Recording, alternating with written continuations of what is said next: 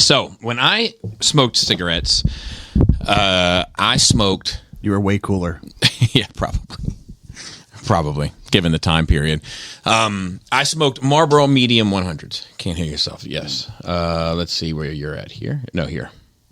I smoked Marlboro Medium 100s. And people used to joke that I was keeping Marlboro Medium 100s in business.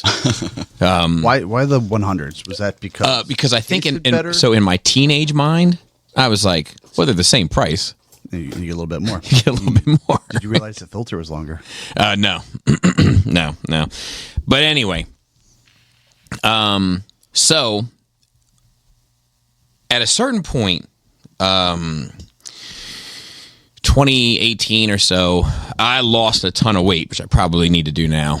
So you found it. I found it. Yeah, it was in the pantry. But I did so by basically reducing a fat intake. Okay. Right. So I cut back on sugar. I cut back on carbohydrates, but I definitely had a fair share of both. But I cut fat almost completely out of my diet. Right. And I lost a ton of weight. It took time. It was a slow burn, but I didn't feel miserable ever because the food was still good. Right. But I wasn't drinking as much as I am now either, which is another. I think it's more probably that. Yeah. I mean, I think I haven't limited anything else either. You know, so no holds barred. But anyway, during that time, I started drinking sugar, fat-free, whatever that company is, Nestle. What is it? Is it Nestle? Whatever that fucking creamer. I mean, it's made by Nestle. I think it's called something else. Okay. Coffee Mate. Coffee Mate vanilla creamer, fat-free. And love it. Great flavor, but thin, right? Because it doesn't have the fat in it. And I drank it for years. In fact, I drank it so much so, like where I work, there's usually creamer there, but sometimes there's not. But even if there was, I wasn't willing to take the gamble. And I was like, you know what? Fuck it. I prefer this anyway. So I brought my own creamer to work every day for years. Well, recently, Nestle has discontinued the fat-free. There's still the sugar-free, but that tastes like that fucking Diet Coke, taste. But not like Coke Zero, which tastes different. Yeah. Right?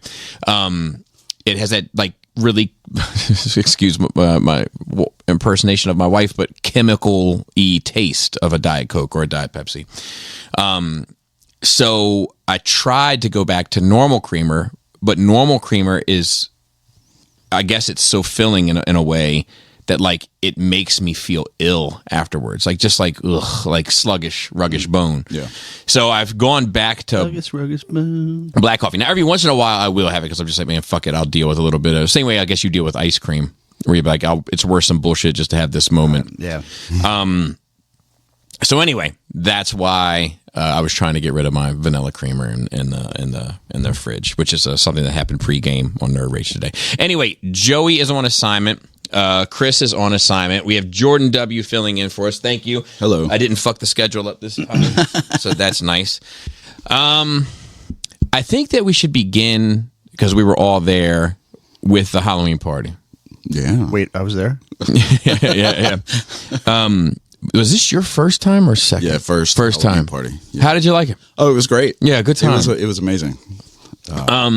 You guys came as a blowjob? Leaf blower. Oh, I'm sorry. Yeah. But yeah. What'd I say? Yeah. Which was clever. Thank you. You came as Felix the cat? Felix the feral cat. Yeah. Well, yeah.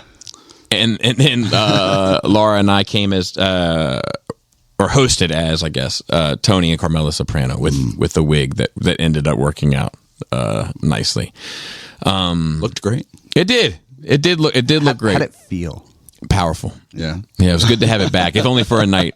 And what's interesting is it's not too far off from what my hair was like, except my hair was a little curlier on the sides. But so if you would have seen The Sopranos before you shaved your head, would you have kept it?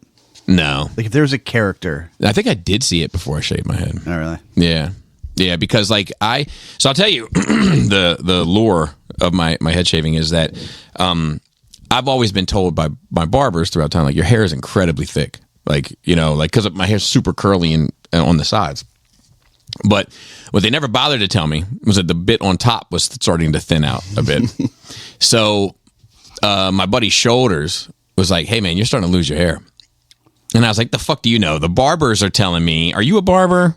You know, no, you're working the loading dock with me. I think I know my head. The barbers are telling me, the experts are telling me my hair's and he's like, I'm telling you, you're losing it. I'm like, whatever. What the fuck do you know? You hating ass, you know. So it was my 22nd birthday party at my mom's house, and there was a picture taken of me. It was taken of my buddy Mario, but I was in the background, turned away from the camera, and I saw it. And I was like, oh no. So I've been lied to. I was like, fuck. So I started cutting it down and went, like, I grew my hair out for a bit. I started cutting it down, went back to like a fade, and kind of kept it looking good for a while. And then it just started, it just, you know, once the slippery slope starts rolling, so did it. So I got down by like, for my wedding, which was in 2005. So from 2002 to 2005, I needed to cut it down to like a buzz cut.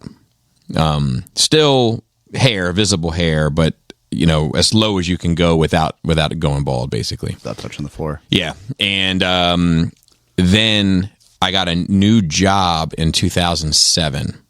And when I started that new job, I knew it was getting worse.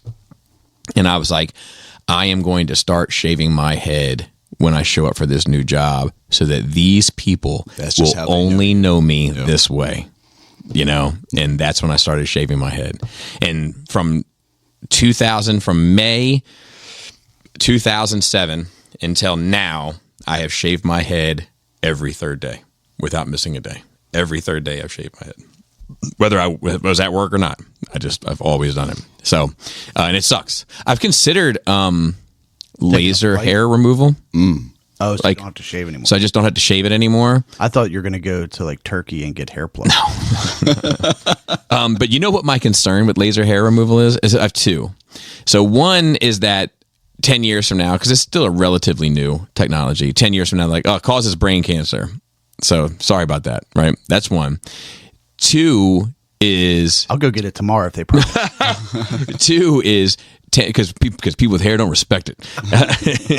And two is... more than that, I don't respect it. 10 years from now, they'll be like, we found the cure. Right. Right. And if you haven't gotten as long as you haven't got it removed, we can grow the follicles back, you know? Yeah. So I just keep pressing on. That's my hope. My hair... Losing it is on its way out. Yeah. So yeah. But you've had a good run. I have. I had to make alterations to my lifestyle at 22. Yeah, that's rough. You know, that's rough. In my prime. You know, it's unfortunate. Quite truly. But anyway, any memories of the Halloween party? Thoughts, comments, courtesies, concerns? I only remember like the first couple hours, and then got pretty banged up. Some of the stuff my wife has told me I've said, I'm like, I didn't say that. She's like, oh no, you did. You promised to help so-and-so move, and you promised to do this. And what a guy. Yeah. What a guy. Oh, shit. Yeah. I have some regrets from drinking. Regrets? Yeah. Or regrets. So...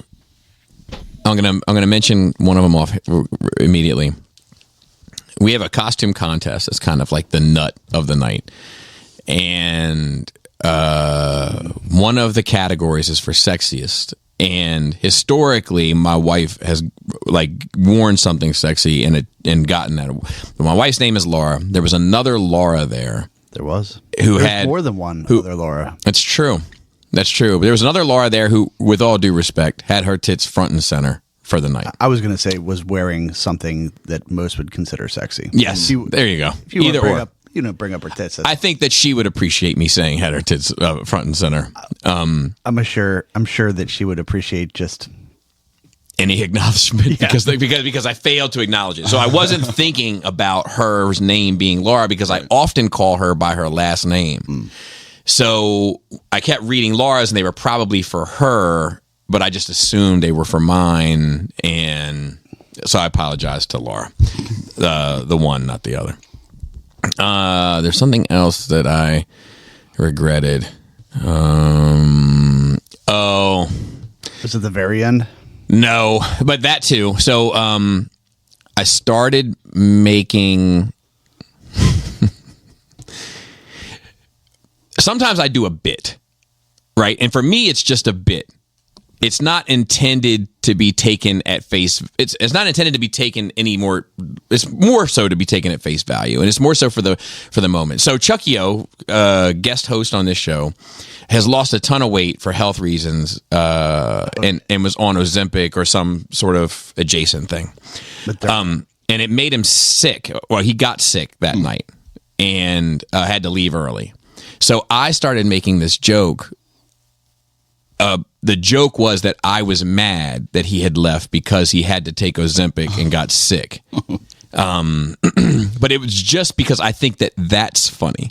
Right. Like, I think it's funny, like, to go home sick because you're on a medicine. Right. Because that's our culture now. And, I got a text message for it the other day. About the joke? No. About like Ozempic to like try it and whatever. Like like a spam. Yeah, like text? A spam text I message. Like a real like someone you know. Yeah, I thought somebody violated. No. So anyway, there's other people there that have taken that drug and they probably felt a way about this shit, but I didn't mean it to be. To me it was the gag of it all. That's fine. Yeah, and then the last thing was Willie Slammo was there who writes in and. I do care about Willie Slammo's trajectory in life, and I got pretty assertive with him in the decisions that he's making and his current mindset and what he is allowing the machine to dictate to him to think without any internal thought about it, and just wanted him to start thinking on his own, because I think a lot of people, full-grown adults, often don't think on their own, and the quicker that he can start, in the better position he'll be. And I actually texted him the next morning and I was like, I'm sorry if I got a little intense there, but I do care about where you're headed in life. And he said, no, please don't. You actually gave me a lot to think about, which was nice, but I still regret it. I probably wouldn't have had I not been drinking. But I had a really good time. I did have some disappointments that went along with it. There was one person in particular that I actually had to have a talking to yesterday. Old Charlie. And just to explain, because it's not like I often get a bad rep, unfair. I won't say bad, unfair rep of if Bobby invites you to something and you don't go, you end up on the naughty list. But that's not true. If Bobby invites you to something and you don't go, and you told him you weren't gonna go, Bobby's perfectly happy with that, perfectly content. If Bobby invites you to something and you don't make a decision either way, and then you don't go, Bobby's okay with that.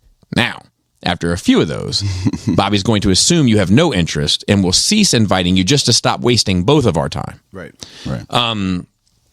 But if you give Bobby your word that you're going, then in my mind, I expect you to be there. Now, what if you say you're going to go and then let you know a couple weeks beforehand that you made a scheduling error? So I need more details. So I'll tell you, I made a scheduling error recently. So that would be my thing, is I invited you in January. So you didn't make the scheduling error with me. That's true. You made the scheduling error with somebody else. And it's up to you to figure that out. But now, if you're coming to my house, so a buddy of mine was invited to my wedding, Mario, who's now passed. He was invited to my wedding. RSVP'd, he was coming. He didn't show up because he had a headlight out and was pulled over, and they found cocaine in the car and locked him up. That's an acceptable excuse. You got to get locked up. I'm just giving one example. So Barr is imprisoned. Okay, I'll lower it a bit.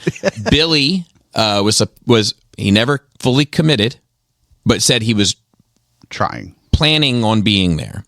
A family member of his got into a car accident. They're fine, but it diverted him. Perfectly understandable. But if you're just like, hey, I'm going to go to this other party and then I'm going to come to yours after, and then you get too fucked up at the other party and now you're not going to leave the other party.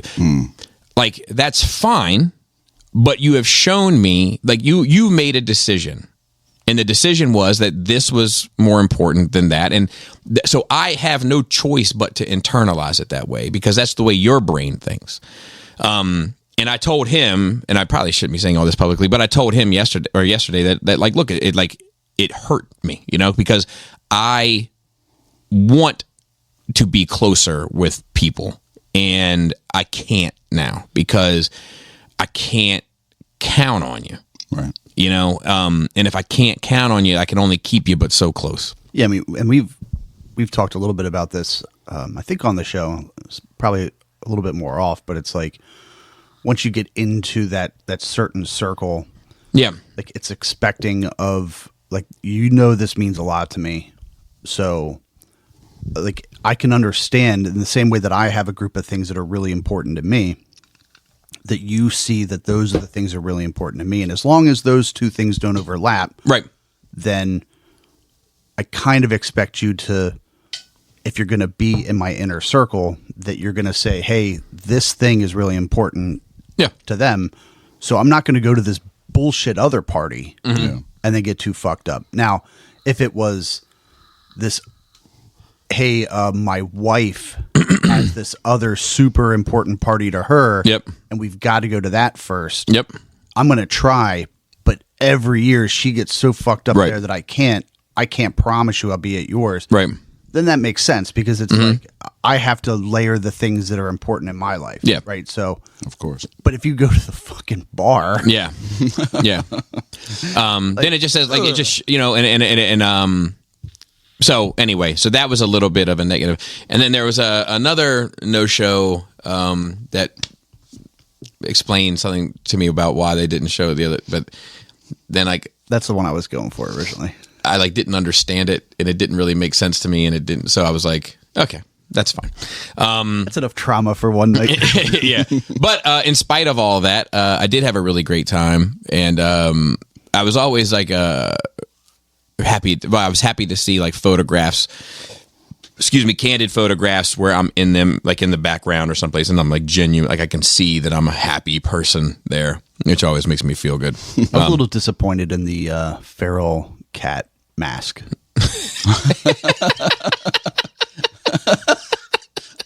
I mean, it looked cool. You didn't wear it that much. It looked cool. So the problem is, it looked cool from the outside. It looked like a nightmare from the inside. I mean, those eye holes. Could you see out of it? No, not it. So, like, the eye holes were, like, if I lined one up so that I could see 15% of what's in front of me, and not to the sides, directly in front of me, I had 0% of the other eye. Right. So, and it was super warm, which I knew it was going to be warm. But if I could see, I'd have gotten through it. I'd have cut a slit in the side for more air, or a little, maybe one to drink beer out of. But not being able to see was kind of like, I'm just going to live in this prison. Yeah. So almost imprisoned in my own mask. It's a metaphor, really. An excuse to not really be involved in the party. Oh. But I mean, like, looking around at the pictures and stuff, like, even like, because the ones where everybody's like, let's take a picture together and they're smiling, like, that's always cool. But I always love seeing people in the background, seeing real moments, and people are like, that I played a part in creating an environment that people were having a good time. Like, makes me feel good. That's like kind of, it's kind of my satisfaction. I think that I mostly get out of it is seeing other people coming together and having a good time because of something that I do. What else? It's a good satisfaction to have for someone that likes to host parties. Yeah. Well, I think they go hand in hand. Yeah, because if you're like, I only care about me. Right. And everybody would be like, well, glad Bobby had a good time. Yeah. See you next year. What else was I going to say? So then the next morning, just because it's all kind of connected, the next morning my kid had a softball tournament, and I was hungover, not sick, but not 100%. Right. She couldn't get me out of bed. Apparently, I just kept talking to her about chickens. I was like, I can't, like, on account of the chickens. And she's like, "What the fuck are you talking about?" But she's like, she should have filmed it, but she went to work. Oh no, she went to take Selena to this softball tournament, and en route, a deer beelined her, T-boned her, fucked her whole side of her car up, $12,000 in damage. Oh. We just got that estimate, so that's pretty awesome. Is insurance going to cover that? Yeah, but the deductible. So then she came home, swapped out vehicles, took the other vehicle to get her to the game, sat through the game, left. At this point, I had arisen, came back, picked me up, went back to the tournament. Tournament's an hour away. To get me to see the second game. So not my most shining moment of my life, but rough one. And then I had to work on Monday, and I probably wasn't recovered until Tuesday morning, like fully recovered. Just it felt sluggish and depleted is a good word for it. But and I lucked out in the kind of like the opposite way, because I woke up that morning not feeling 100%, and then was about to drive to the Eastern Shore for a family thing, and my brother and my sister decided to leave the family thing early. So they were like, "Hey, don't drive all the way out here for the." Are you sure? Are you sure? The Sunday family dinner. Oh, I'd love to though. Since most of the family has decided not to stay for it, and I was like, drats. Well, since I was looking so forward to this ride. I was looking forward to the family dinner, not to the drive. not to the drive. So I lucked out, and I was like, "Oh, great." Yeah, and it was cool. Like there was, it was a good time, and good costumes, and good fun, and thanks to everybody that came, so to speak. And Brink came as Andor, Brink came as Ansnor. Yeah, that's great. So that was pretty funny, and so. Jordan, as our guest, all right, and thanks for filling in. Yeah, sure. What do you have for Nerd Weeks? Okay, aside from letting me borrow most toys from my Versus recently, so in September, I got to go to Hawaii for work. So I brought the wife along. It's the second time I've been able to do that. What a lucky spot to have to go to. Yeah. So it's okay. I don't know. Hawaii is not my favorite place. Why? At least. So most of this trip we were on Oahu, which is like where Honolulu and all that stuff is. Big city. Not my favorite thing. Gotcha. We're staying at this, resort. There's a lot of prostitution in Honolulu, I believe. I mean, sure, it's a big city. I would believe. I think even as per capita, as far as big cities go. Yeah. So I wouldn't mind. It has that vibe. I like looking at that sort of thing. But I mean, it was fine. Like I say, we were staying on the very southern part of the island, and then I was working on the northern part of the island. So I was driving forth back in days. My days were pretty full, but the wife, she got a bus pass and a train pass and all this stuff. So she was out doing all kinds of stuff. So I think she had a good time. They have a train there, like an underground train? It's like above ground. Oh, okay. I was going to say with all the volcano. Yeah. It's easy, does it? Yeah. But it was good. It's always good to do work, and I'm glad she was able to come along. It was more fun than being there by myself. What'd you do with the kids? Her mom came. This makes noise for mom. I'm stepping in and her mom not getting in the way of my vacation. Right. So that was fine. I think the kids have a greater appreciation for the amount of freedom that they have when we're home. Oh, really? The amount that runs a grandma tight ship? Oh, yeah. Really? Because it's usually the opposite. You know what I mean? Stereotypically, when grandma's there, it's all bets are off. No, yeah. Because she doesn't know where anything is or who anyone is. So the kids are basically interesting, locked down in the house and, have to be home. Wow. Yeah, my kids otherwise. My kids love, and rightfully so, but they love my wife's mother because it's fucking goddamn free for all. Yeah. If we had taken the kids, like if school wasn't in and we had taken the kids and left them with my parents, that's how it would have been. Because my parents are they seem so clueless now, and they're in their old age, and my kids would have just run them ragged. My dad would have said no. So. Well, there you go. My dad would have said yes and then forgotten, and then be like, "What? Why are these people here with suitcases? Yeah. Who are you?" Yeah. But yeah. So, but that was a good time. Mm-hmm. What else? My son and we went and saw the Jaws 50th anniversary release in the movie theater. Great movie. Yeah. It's actually the second time we've gone and seen that in the movie theater. It was a great ride too. So you hear? I went as a kid. Okay, well at least you got to do it.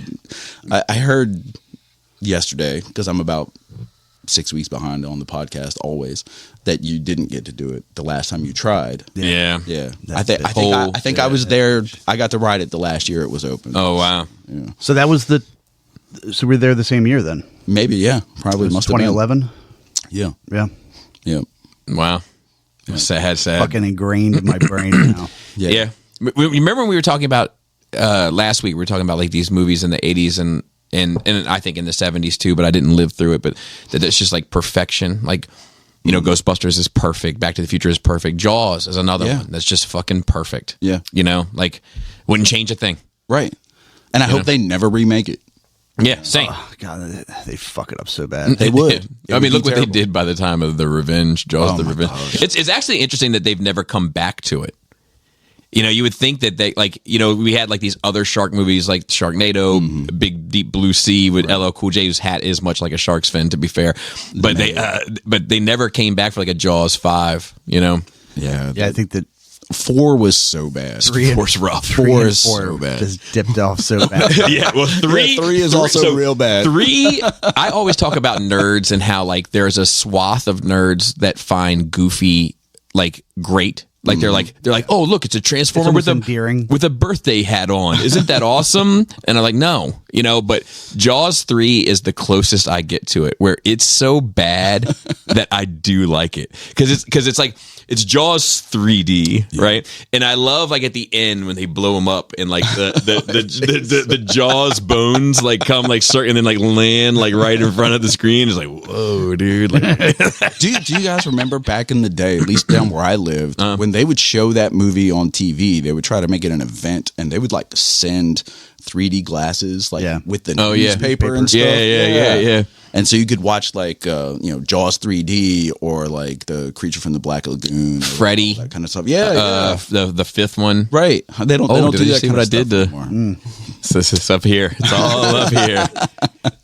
But like Jaws 4 was the goofiest one. I say this all the time because that's when they gave the shark a vendetta. Yes. Like the shark was personally out to kill their family and like was hunting them down like a monster instead of just an animal. Yeah. Right. Yes. But there's, and I say this all the time, there's 2 endings to Jaws 4. Mm-hmm. One was like in the theater and then I think came out to VHS initially. And then one was when it went to cable. Right. And the difference is whether or not Mario Van Peebles lived or died. Right. And it like tested different with audiences, and they decided to change it. Yeah, it still sucked. Yeah. It's still terrible. You want to be like, that wasn't the problem. Like, don't worry, guys, we fixed it. Did you ever? I think speaking of Mario Van Peebles, did you ever see? I'm jacked off of this coffee today for whatever reason. Did you ever see a movie called Posse? Yeah, the Western. Yeah, it's about like the black cowboys. I saw the different version. Pussy. Not spelled nor pronounced the same, but but it was I remember there was like a Baldwin brother in it also that like was like good with knives and shit, and I hear they're better with guns. Oh, so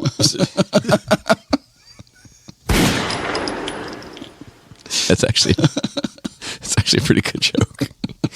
But there's two things I remember about it. Well, three things, I guess. That it was four things. That it was a black cowboy movie. It was a true story based on Jesse James, I think, who was like this famous black cowboy that wasn't often depicted or whatever. That a Baldwin was in it and good with knives. Those two things. I think it was Mario Van Peebles not only starred in it but directed it, if memory serves. I would believe that. And there was a song by a guy who used to go by the name Intelligent Hoodlum and changed his name to Tragedy Gaddafi in the 90s. Oh my God. So called "It's the Posse, Shoot 'Em Up." Oh, dude, let's play it. I bet you I have it in my library. So let me see here. And then the last thing that I remember. I'll save that. Here we go. Real cowboy is. Father Time and the Outlaw Posse and the Killer. The kid was a well-known villain, but I know a black villain that did more killing. The Smiths from the Western movies and TV. Cherokee Bill, spilling blood, killing them easy. And the last thing that I remember was there was this guy who was like, I think he was some sort of soldier. I've only seen the movie once, and I was in the theater. My dad and I went to go see it. But I think he was like some sort of military person, and he had a Native American or indigenous, whatever the right. I know my heart, not my words. Whichever the right choice is, he had one of those individuals there, and he was there quiet in the background. And this guy, he was an asshole. He was like one of the villains, right? So to frame it properly, he was like, have you met, whatever this guy's name was? And they're like, no. And he's like, oh, he's the last member of the Motisa tribe. And they were like, really? And he's like, yeah, watch. And he lifted his glass, and the Native American guy stepped forward and went, Motisa? And like had like a...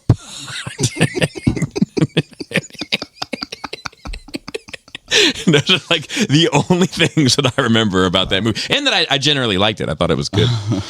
And it's funny because it's kind of like, like it was in that same bag of like 90s kind of black empowerment, like do the right thing and posse and all that kind of stuff. And here's my 52-year-old dad. Like, this will be a good one. Let's go check it out. Like kind of defying the stereotype, if you will. Yeah. So what was with that whole thing in the mid 90s of making songs specifically for movies? Oh, I want to bring it back. Yeah. Haven't I told you I want Will Smith to do a song for every movie he's in? Will Smith would have a big comeback. I want him to do a song for every movie, like football players getting hit in the head, better off with a concussion than being left dead. And like, I mean, or was it? So outside of Will Smith, who else did it? Well, I mean, Posse, Shoot 'Em Up, Shoot 'Em Up. Yeah. So wasn't there a Space Jam song? Yes, there was. It was like a posse cut too. It had fucking Method Man on it. Yeah. Because I know Will Smith did it for a lot of them. LL Cool J did Deepest Bluest. My hat is like a Sharks fin. Yep. I mean, there was a ton. I'm trying to think of them all at the top of my head. Let's do a quick Google search. Oh yeah. Here, I got it. Let's see here. I'm going to type in rap soundtrack songs about the movie. I mean, Will Smith did, of course, Here Come the Men in Black. Yeah. Wild Wild West. Yeah. So there are some, all right, so there are some really good ones. So Deep Cover, right, is Snoop and Dre. That's a great song. Yeah, it's fucking amazing. Straight Up Menace was MC8 for Menace to Society. Eminem's Lose Yourself, it's a good record about that. Rakim's Know the Ledge for the Juice soundtrack. Oh, He Got Game. Yeah. But Vanilla Ice's Ninja Rap for Ninja Turtles. Rap, yeah. Oh yeah. How did you forget that one? It's like two of your favorite things: Turtles and Vanilla Ice. More like Turtles and Vanilla. I mean, Italian Ice is more so two of my favorite things. Let's see what else. Girl's Best Friend, which was a Jay-Z song about diamonds for the movie Blue Streak, which was about a diamond heist. Okay. Let's see. Some of these aren't fair because some of them are like they have fuck, what was I just looking at? Oh, X Gonna Give It to You, because that was used for this app, but it's not really about the movie. No. You know, Colors by Ice-T was about Colors. Oh, I forgot about this. MC Hammer. Oh, the Addams Family. Did the Addams Family.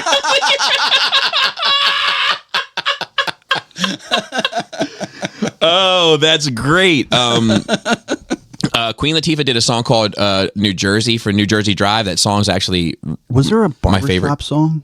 I'm sure. Oh, I can't. They say I Believe I Can Fly for that Space Jam, but there was another one that was like actually about playing basketball. Yeah. There's a rap song. I think Bobby Brown did it. Ghostbusters for Ghostbusters 2. Okay. So outside of rap, AI thinks that Singing in the Rain. Oh, I guess so, because that's for I'm not sure if the that, musical. I'm not sure if that song came out and then they. I mean, it's a song in the movie. Right, but like if it came out before and then they kind of, Right. Over the Rainbow, Wizard of Oz, but I think that's just from the. Yeah. Yeah. I don't think that's fair. Those are just for musicals.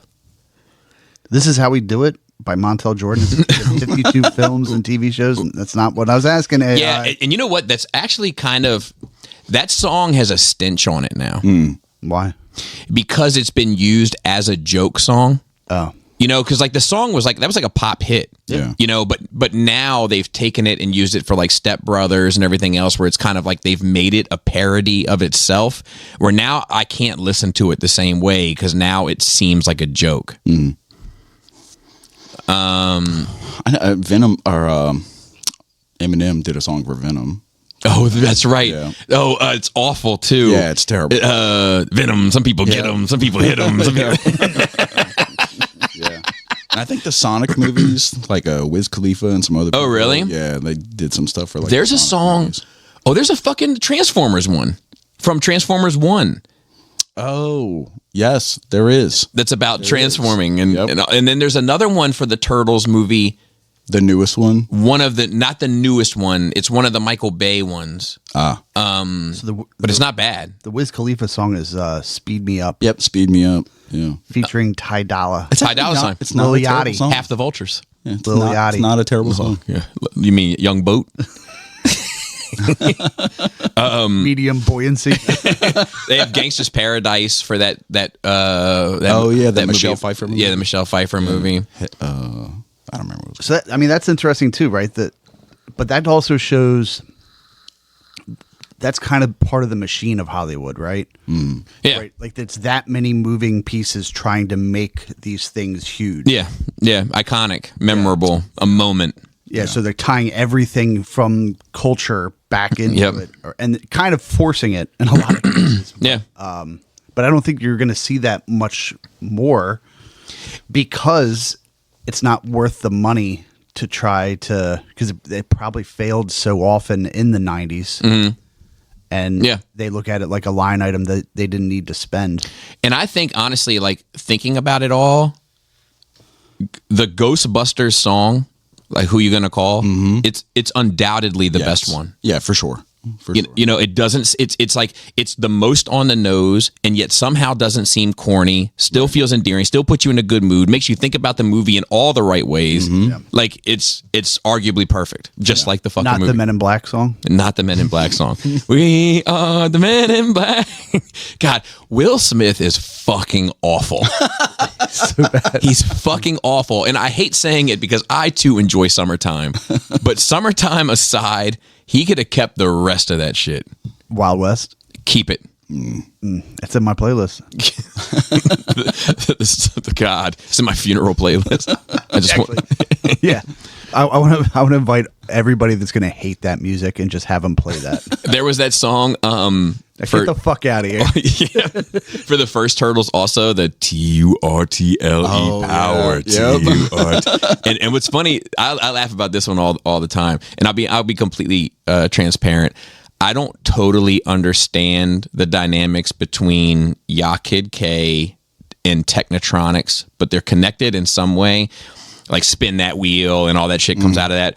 But they, or one, or both, or something, did a song for the second Turtles soundtrack called Totally Awesome, and it's fucking corny as fuck, and yet somehow I like it. But it's like, you're totally awesome. But let's play it. Hold on. Let's play it. But that was even a step further, because you could have whole albums themed around movies. Oh yeah, you know, and that doesn't really happen so much either. Yeah, let me see. Do I not have it? Oh no, I haven't. Oh, it was on the first. No, it was on the second one. It was on the second one. Hold on. Here we go.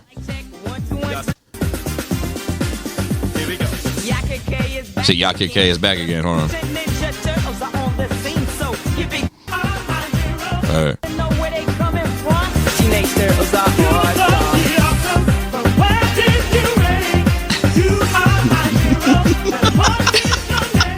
It's so bad. It's so good. Not that it was made for the movie, but it was made for the game that I would put in that same conversation is the Mortal Kombat techno record. Oh, yeah. Mortal Kombat. I remember that fucking song. I always talk about Mortal Kombat because I don't think it gets, even though it's a respected franchise, I don't think it gets the acknowledgement of what it did to culture. Like, you know where I heard the Mortal Kombat techno song? I heard the Mortal Kombat techno song on 92Q in Maryland. For those that don't know, 92Q is like the hip hop R&B station for the community. Q for the community. Yeah. It is also referenced in The Wire. Was that 92Q? Is my favorite line in the whole shit. Like somebody singing it is like, don't you know that song? Like what song? Like such and such. It's like it's on. They play it on the radio all the time. And Snoop was like, I don't listen to that 92Q shit. But anyway, like it was like the urban station, you know, quote unquote, another term that I think is ridiculous, but that's where I heard it, a techno song about a video game, because the game was so big that every detail about it transcended subculture and just became part of culture. Yeah. Anyway, all right, that was a good divergence. But so how the fuck did we get looking here? at Reddit about this thing? Just this random comment. And I wanted to see, what was your opinion on bat nipples? So that started in Batman 3, I believe. Batman Forever. That's when Joel Schumacher. That's when Joel Schumacher came in, who is. So here's the thing, right? So I have a lot of respect for Joel Schumacher. God bless the dead. He has an audio commentary on those movies on DVD. If you have them or can get a hold of them, that's definitely worth listening to, both. But he talks about the third one specifically, and he's like, at this time, Warner Brothers and Kenner Toys were running the show. And they dictated pretty much what I had to write around and direct around. And they did it. It didn't perform the way they wanted it to. So I had free reign for the fourth one, and I fucked the fourth one up, and I'm sorry. Like, he says this, like, in the fucking commentary. He's like, I take responsibility for everything that's wrong with this movie. Now, so that made my respect for him is through the roof because of that. Because most people play the PR game, and, you know, they're not honest about the shit. Joel Schumacher was a homosexual male. And Alicia Silverstone never got nipples on her suit. And that's all I'm saying, is I feel robbed as a heterosexual male. Specifically at that time. You know? Just as searching for music made for the movie that it's, you know, featured in. Method Man did The Riddler, a song called The Riddler for Batman Forever. Nice. And just a comment of bat nipples. And I was like, what the fuck? Yep. Well, where does Judgment Night sit in that? So that's an interesting one, because there's definitely a song called Judgment Night on that soundtrack. So that definitely plays in. And that was like the whole rock rap collab. You know what? I've been listening to that album earlier a few months ago. It's still pretty good. So There's some good songs on there. I don't know if I've ever really given it a fair listen all the way through, but the connection at that time specifically between Biohazard and Onyx was really a good mix. A lot of the times that stuff doesn't really work for me. Linkin Park and Jay-Z doesn't work for me. White Zombie and P. Diddy remixed All About the Benjamins. That doesn't work for me. Trent Reznor remixed Biggie and P Diddy's Victory. Okay. That's amazing. Yeah. There's another one. Salute. Thank you. There's another one I can't really remember off the top of my head. There's another. Damn. All right. Public Enemy and Anthrax Yeah. did a remake of Bring the Noise. That one's not bad. But Biohazard and Onyx had a string. They did a Slam remix that was good also. Like they were kind of a good match just energy wise, you know, because they both had that kind of like hard, like metal almost energy, even though that, you know, it was definitely a rap group, you know. Yeah. I saw Biohazard live. Did you? Yeah, they were they were an opening band for the Insane Clown Posse at the 930 Club. So you know what? I say this all the time, but like, Are you a juggalo? No, not maybe at one point in my life. you want to know who I saw live? Huge artist, one of the biggest artists in music right now. Huge. And I saw them live as an opener. Bryan Adams. The Weeknd. Oh, I saw him. The Weeknd opened for Florence and the Machine, fucking years ago, and I just happened to catch him. You know, they didn't really give a fuck. You know, it was I was like, but whatever. I guess that was the state of the world anyway. What else is going on in your Nerd Week? okay, all right. That was a good conversation. Yeah, the wife and I we watched season 3 of Invincible. That show is Cartoon animated. Yeah, that show is very good. Yeah, I hear that. I enjoy it. Was anybody vincible? Yeah, a few people, lots of innocent people. Just not the main character. Right. We're probably 3/4 of the way through, and just because we caught up to its release schedule of season 5 of Slow Horses. Oh, the Gary Apple Oldman TV. show? Yeah, it's very good. He's He's so good in that show. amazing. He's disgusting. He's amazing. And gross, but he's amazing to watch. I had a there was somebody that asked there was somebody that asked me recently. Actually, it was Mark from up the street. He said, you have to be in a devil's threesome where anything goes. What dude do you pick? And I was like, well, is there any, you know, alive, dead, you know, any kind of, you know, do I have to know them personally or whatever? And no rules. And I was like, Abraham Lincoln. And I was like, Gary Oldman. And he was like, why? And I was like, because like independent of my sexuality, I'm attracted to talent. Probably should go Bruce Jenner. Best of both worlds. With Bailey J. That's too easy. And then, not that I know you are going to watch it or whatever, but I watched the first 4 shorts in that new Star Wars Visions season 3. Oh, I didn't even know there was one. Yeah. It's fine. Yeah, no Better doubt. than Clone Wars. Definitely not. It gets real. Where are you at in that? Paused. Oh. It does get really good. It does. It gets really so good. so good. Have you made it to where the animation style slightly changes? I don't Where they think sort so. of like age up everybody a bit. No.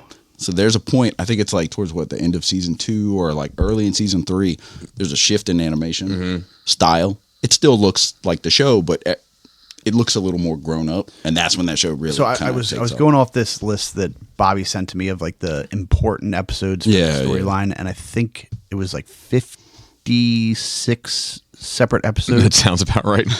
And I think I'm 5 in. Okay, all right. So we might be in the beginning of season 2. So there's like the famous story to Clone Wars is that like But don't spoil it. no.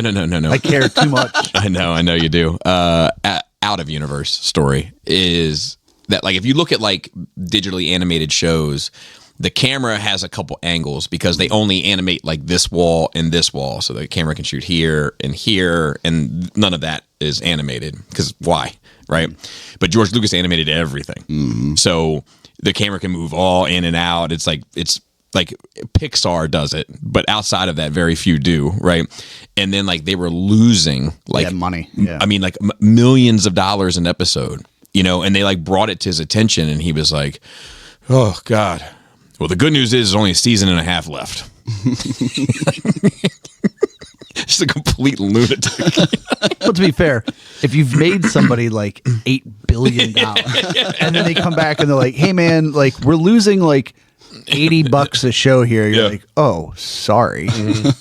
In order to complete my vision, you get to make 0.1% less profit. Right. Yeah. Continue. Okay. And then I had tried playing that game Star Wars Outlaws. It's like the last game that EA had put out a few months back. Yeah. It sucks. It's terrible. It's very buggy. So I think I put about 15 hours into it, and I was just like, fuck this. Yeah, I don't blame you. Some people like it, but I couldn't bear it. Yeah, I don't blame you. Yeah. And then I think even Chris, like, he was super excited about it and like played it for like a week and then went back to Cyberpunk. Yeah. It's Well, for Chris, all roads games lead back to Cyberpunk. and all movies and shows lead back to The Expanse. The Expanse. Yep. And then I guess just the last thing I have is yesterday was my son's birthday. Oh, happy birthday. That was fun. So we just did, yesterday was just like the little family celebration. We went out to eat some Korean barbecue place that he wanted to go. And That's a sophisticated palate for a young man. Yeah, he's a cool dude. But yeah, so that's it. That was fun. Yeah. And it's good times. He's 10 now. It's crazy. You doing anything for Halloween tonight? Yeah. We Trick or treat? yeah. Do you guys both go? Or does somebody hand out candy? Usually I hand out candy. And that's like our yearly check-in with all the neighbors. Yeah. We all stand outside. And Yeah, I love it. I'm looking forward to it. Joey is actually coming over tonight when he gets off work. Actually, I think Chucky O's coming back. Nice. Hopefully settled the Settle stomach, yeah. My buddy Hannon was all pissed off because he won worst costume, and he was like, Chucky O just kept his motorcycle outfit on after riding his motorcycle here. Like, but yeah. I'm looking forward to it. We get all banged up on the porch. Jaina now hangs out on the porch. I usually slip her a drink or two, allegedly, and then heckle kids bad costumes and. What are your kids going to be? So Selena is going as Cookie Monster. Okay. Leia is going as Whiteface Snoopy, which I feel uncomfortable about. And Jaina is going as herself on my porch. Nice. So yeah, I look forward to it. It's a good time. I'm actually really saddened that it's a Friday because you have things you got to do on Friday nights, Yeah. and I was like, "Fuck, man." that would have been fun. Yeah. There'll be others. Yeah, I'm sure. Anyway, Well, maybe not for me. Farrell. Yeah, so I don't have a ton here. It's been an interesting little week. So as far as things I watched, I rewatched Shutter Island. I was looking for With Leonardo DiCaprio? yeah. That one? So I was looking. It's a Scorsese movie, right? Yeah, I think so. Yeah, so I was looking for. I'm not a huge Halloween movie kind of person, but I was looking for something in that realm of like supernatural, spooky, kind of make you think. And I had watched Shutter Island years ago, and people bring it up all the time, and I'm like, oh yeah, I don't remember a fucking thing from that movie, right? Yeah, I think I remember seeing it in the theater and haven't watched it since. So this was when Scorsese was on his Oscar hunt. Yeah. Like by hook or by crook, that motherfucker was going to win an Oscar. Yeah, and so he like- was trying everything. Oh, the gangster shit's not going to do it, huh? All right, here Let's comes try your this. haunted house. Yeah. And like I remember watching it originally and the whole twist of him being an inmate or a patient Yeah. didn't like I kind of called it pretty early on. Right? Like a lot of the things just didn't make sense. And they also didn't try to cover it up about 2/3 the way through the movie. They Right. started like pretty bluntly kind of like pulling down the wallpaper to show you the he's. But the crazy thing to me that I definitely didn't catch the first time was the possibility that his character chose the lobotomy at the end. I'd have to watch it again. Yeah. I remember not being impressed by that movie. Yeah, but Like- so like I think if you rewatch that last 10 minutes, that it might change your mind. So I'm willing to, because I love Scorsese. I think he's amazing. Yeah. He's probably my favorite film director of all time. But When he was on that Oscar hunt, and you know what's funny? Not for nothing. You know what he won it for? Departed. Yeah. Because he went back to his roots, and it's like, man, like, I hate to tell you this, but this is what you do best. And it was good. You know, like, I don't want to hear Noriega make a love song. Right. Talk that gangster shit. Yeah. So the end of the movie, if you're not familiar, so they expose the fact that they've been allowing him to live out his fantasies and everything like that, and then they kind of break everything down. He remembers his past. They say, hey, this has happened before, and if it doesn't work this time, we have to make sure you don't hurt anybody else again. Lobotomy. Right. So this is like in the early 50s, you know. So they tell him that. He goes off, you know, goes back to sleep. They come in, they talk to him again. Hey, do you remember? Yes, you know, my name is Andrew Latis. I killed my wife. My wife killed my kids. Like, I've made all this stuff up because I can't handle that. And then they cut to him like outside smoking a cigarette. And his therapist, who was playing his partner in the fantasy world, comes up to him and he's like, hey boss, like, how you doing? And so Leo goes back into this whole like, there's something going on here. and the therapist kind of looks over to the head doctor and kind of gives him the, like, it didn't work. Right. And then he says, you know, I've got a question, like, would you rather live your life as a monster or live it in prison thinking that you're a good man? And right then I was like, oh, he's fucking choosing the lobotomy. And it completely changes the whole story for me. Interesting. I will have to go back and read. Yeah, I'm going to have to go back and visit it also. Because The I idea want to that like it more than I do. Yeah, like the idea that, like, you could feel so much pain from something that you'd rather just escape, Yeah. you know, Yeah. is an interesting concept. And it's Mark Ruffalo's the other person in that, right? Maybe. Let me look at Scorsese's filmography real quick. Because he's done, like, he did that Jesus movie and all sorts of shit. Let's see here. So, Goodfellas, right? Phenomenal. Taxi Driver, phenomenal. Killers of the Flower Moon, I never saw. That wasn't bad. The Wolf of Wall Street, great. The Departed, phenomenal. The Irishman, I loved. I know people are kind of hot and cold on it, but I loved it. Great soundtrack on that too, score-wise. Shutter Island. Silence, which I don't think I've seen. Raging Bull, classic. Not really my type of movie, but it's good. Casino, phenomenal. Joey and I both agree. Gangs in New York, phenomenal. Mean Streets, phenomenal. See, I think he should have won for Gangs in New York too. Yeah, 100%. But I don't know what else was out that year. I know that that was a big year for movies. Yeah. Last Temptation of Christ, phenomenal. For those that aren't aware of that movie or that story, it's fantastic. So Jesus is on the cross and the devil gives the last temptation, which is just say the word, I can get you off of this fucking thing. You can have life and peace and everything else. And he's like, you know what? That sounds a lot better. Shark Tale? I didn't know he did that. Or he might have just been a voice in that. I don't think he directed that.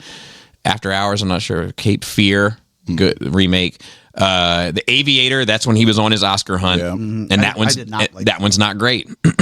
Hugo, haven't seen it. I don't think he did most of these. I think most of these he like played a part in.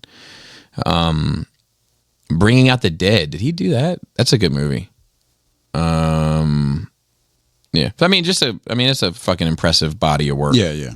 You know, up there for me. I feel like he's like probably one of the best that my generation of living through had to offer. But anyway. So 2002 Best Picture was A Beautiful Mind. Oh, yeah. Oh, that's a good one. That's a good one. I had that on my arm. That you were All My Reasons. Yeah.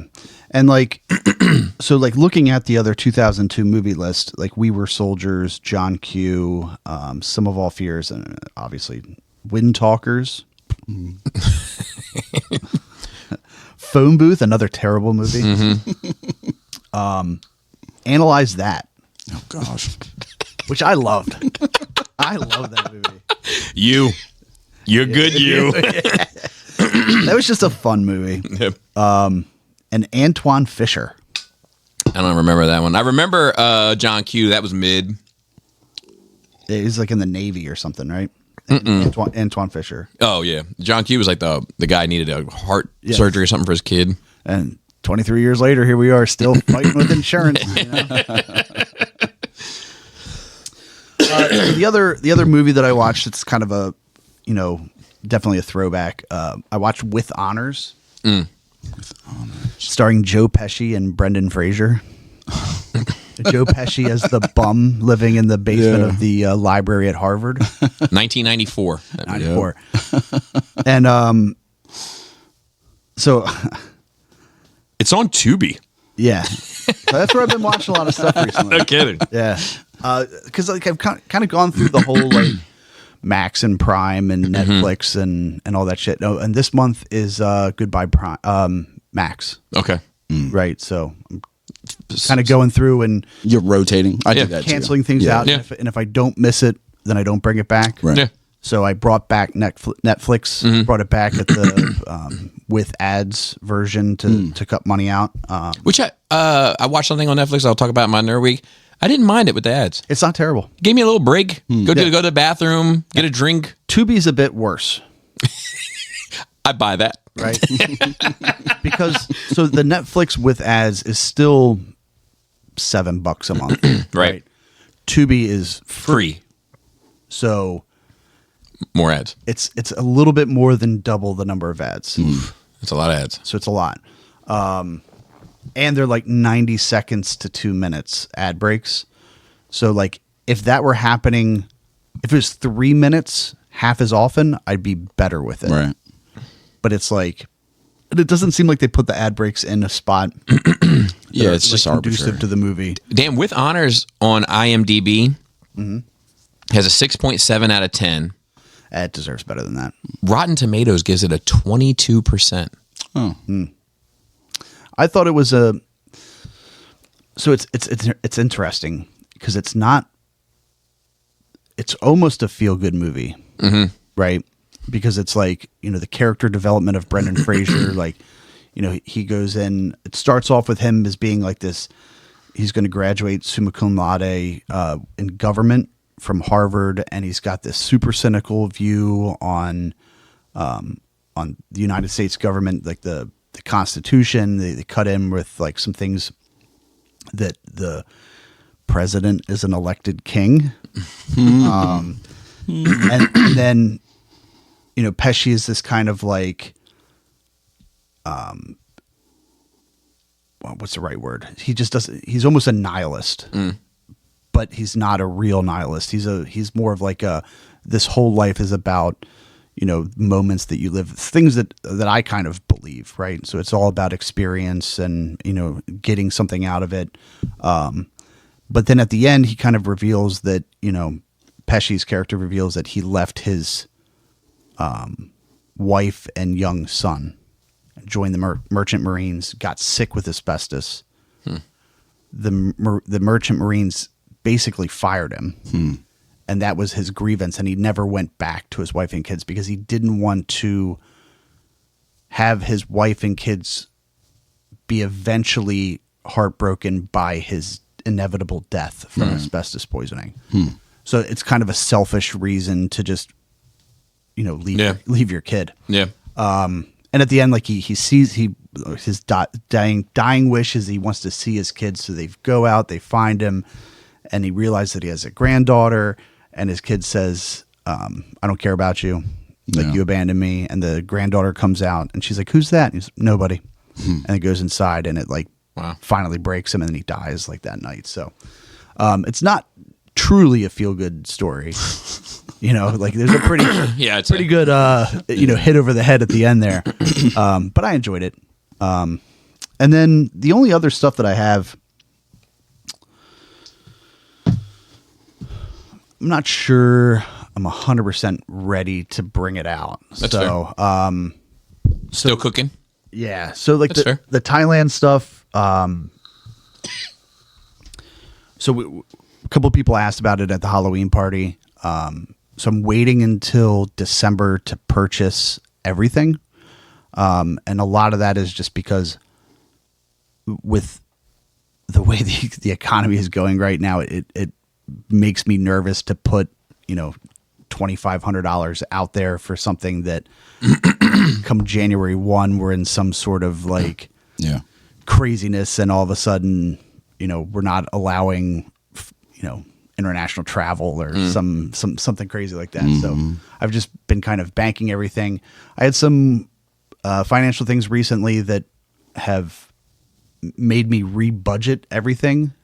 And the next 4 weeks for me to stay on pace with everything are going to be tight. Like, I owe you some money, by the way. Oh, I think I owe you like $10. I don't think that'll make a difference. And every penny counts. It does, because I am down to like once I budgeted everything out to include like I'm only gonna go to trivia once a month. Actually, I owe your company money too.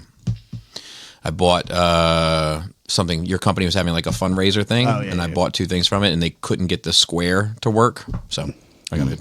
Yes, but I think I'm down to like $220 a pay period of like extra money. Yeah.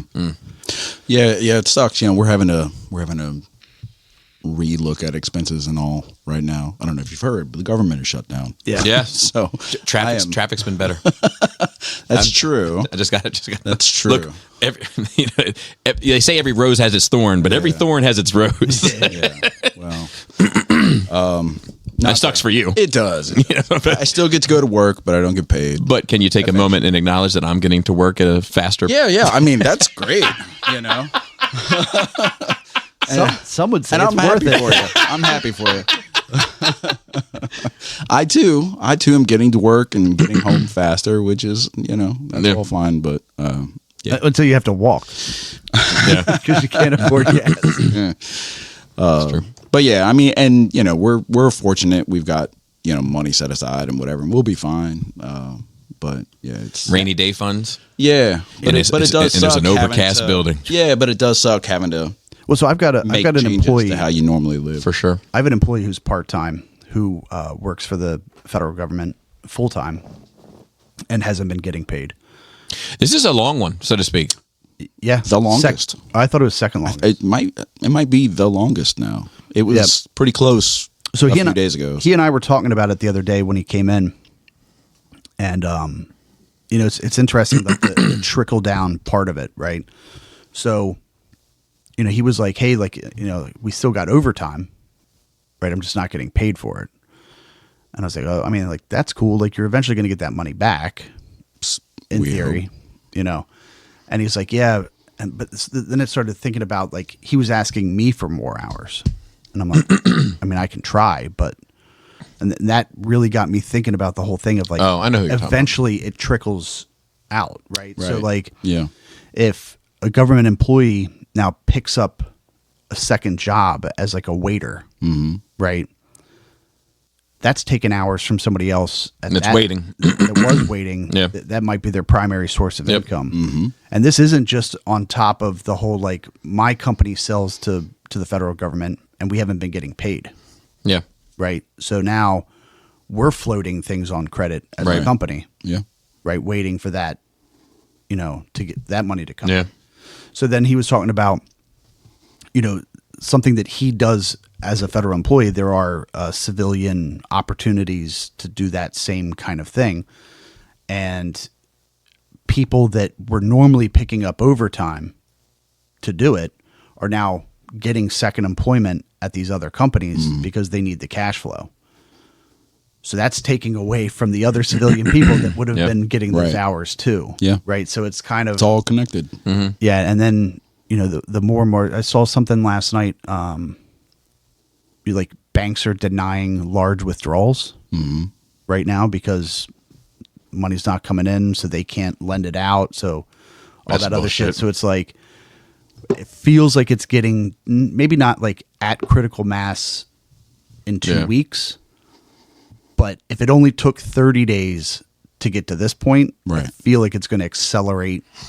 Well, yeah, I mean, it's it's compounding at this point. It is, yeah. And people's patience for it is obviously going to run out pretty quick. Starting tomorrow, all these SNAP benefits for people run out and all that stuff. Well, and that's the other. I mean, that touches the other world. Right. So it's not because like here, we have a lot of federal employees. Mm-hmm. More so per capita than I think anywhere else. Yeah. Now you might be able to shrink that per capita sphere that you're looking at and say like where the IRS is located, that particular city has a huge amount. But here, Maryland, Virginia, Maryland, Virginia, DC, like it's definitely it feels like it's 25% of the workforce. Yeah, it's our Hollywood. Yeah, so it'll be interesting to see, and like how many people are not going out to eat. Right.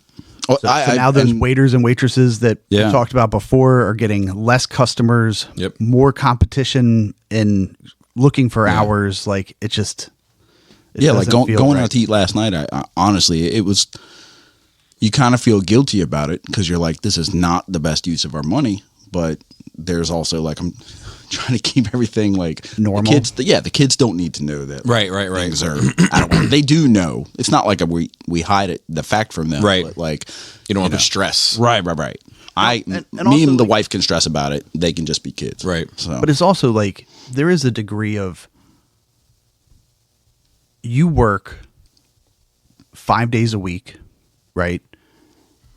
Your break from preparing dinner and the running kids around and doing all that, like you need that too, or else it just turns into you're working at home for a different company and that's the family, right? And you're not compensated there either, right? Financially. So it's just like, it feels rough, but and I feel bad like comparing my situation to anybody else's because I'm saving to go to Thailand. Right. But it's like, some other stuff came up where it was like, okay, I need to actually rein in this budget a little bit and not be as fucking crazy as I was if I actually want to achieve goals. Yeah.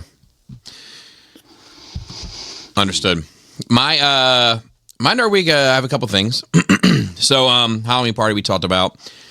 I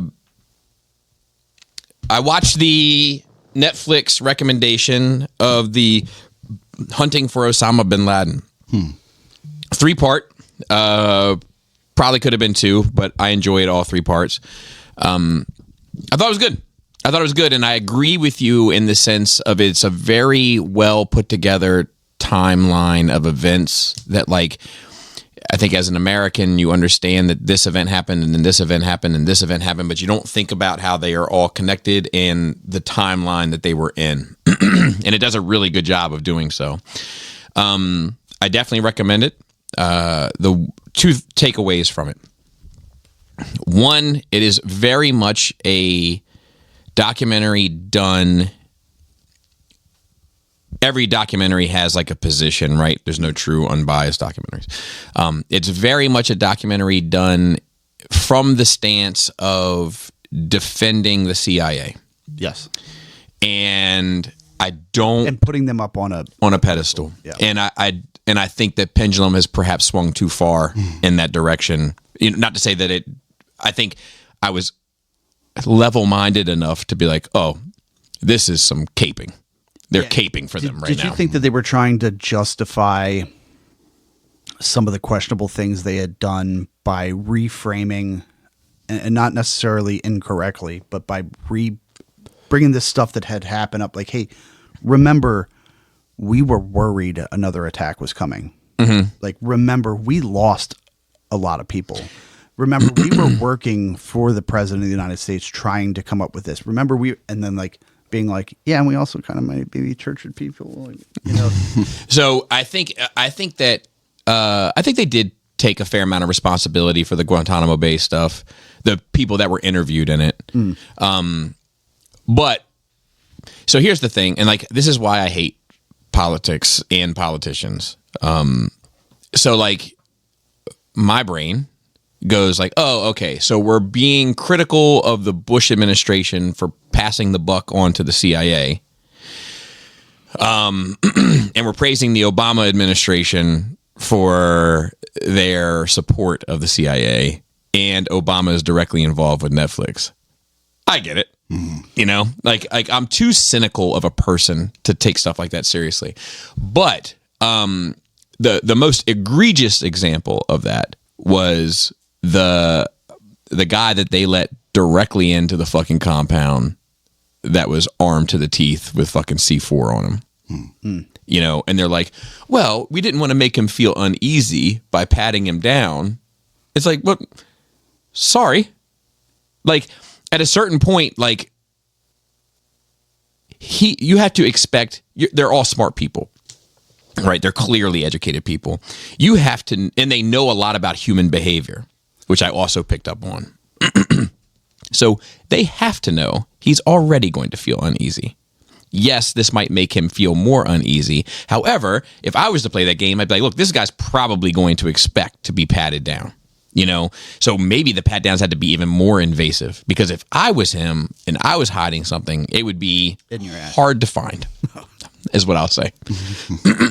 I don't want to cut you off. Just so when they go in and then he fucking blew himself up and killed all those fucking people along with him, and it's like, all right, well let's I felt like let's take a little bit more responsibility for that. Yeah, you know. So I think it's there's two problems in that whole situation there.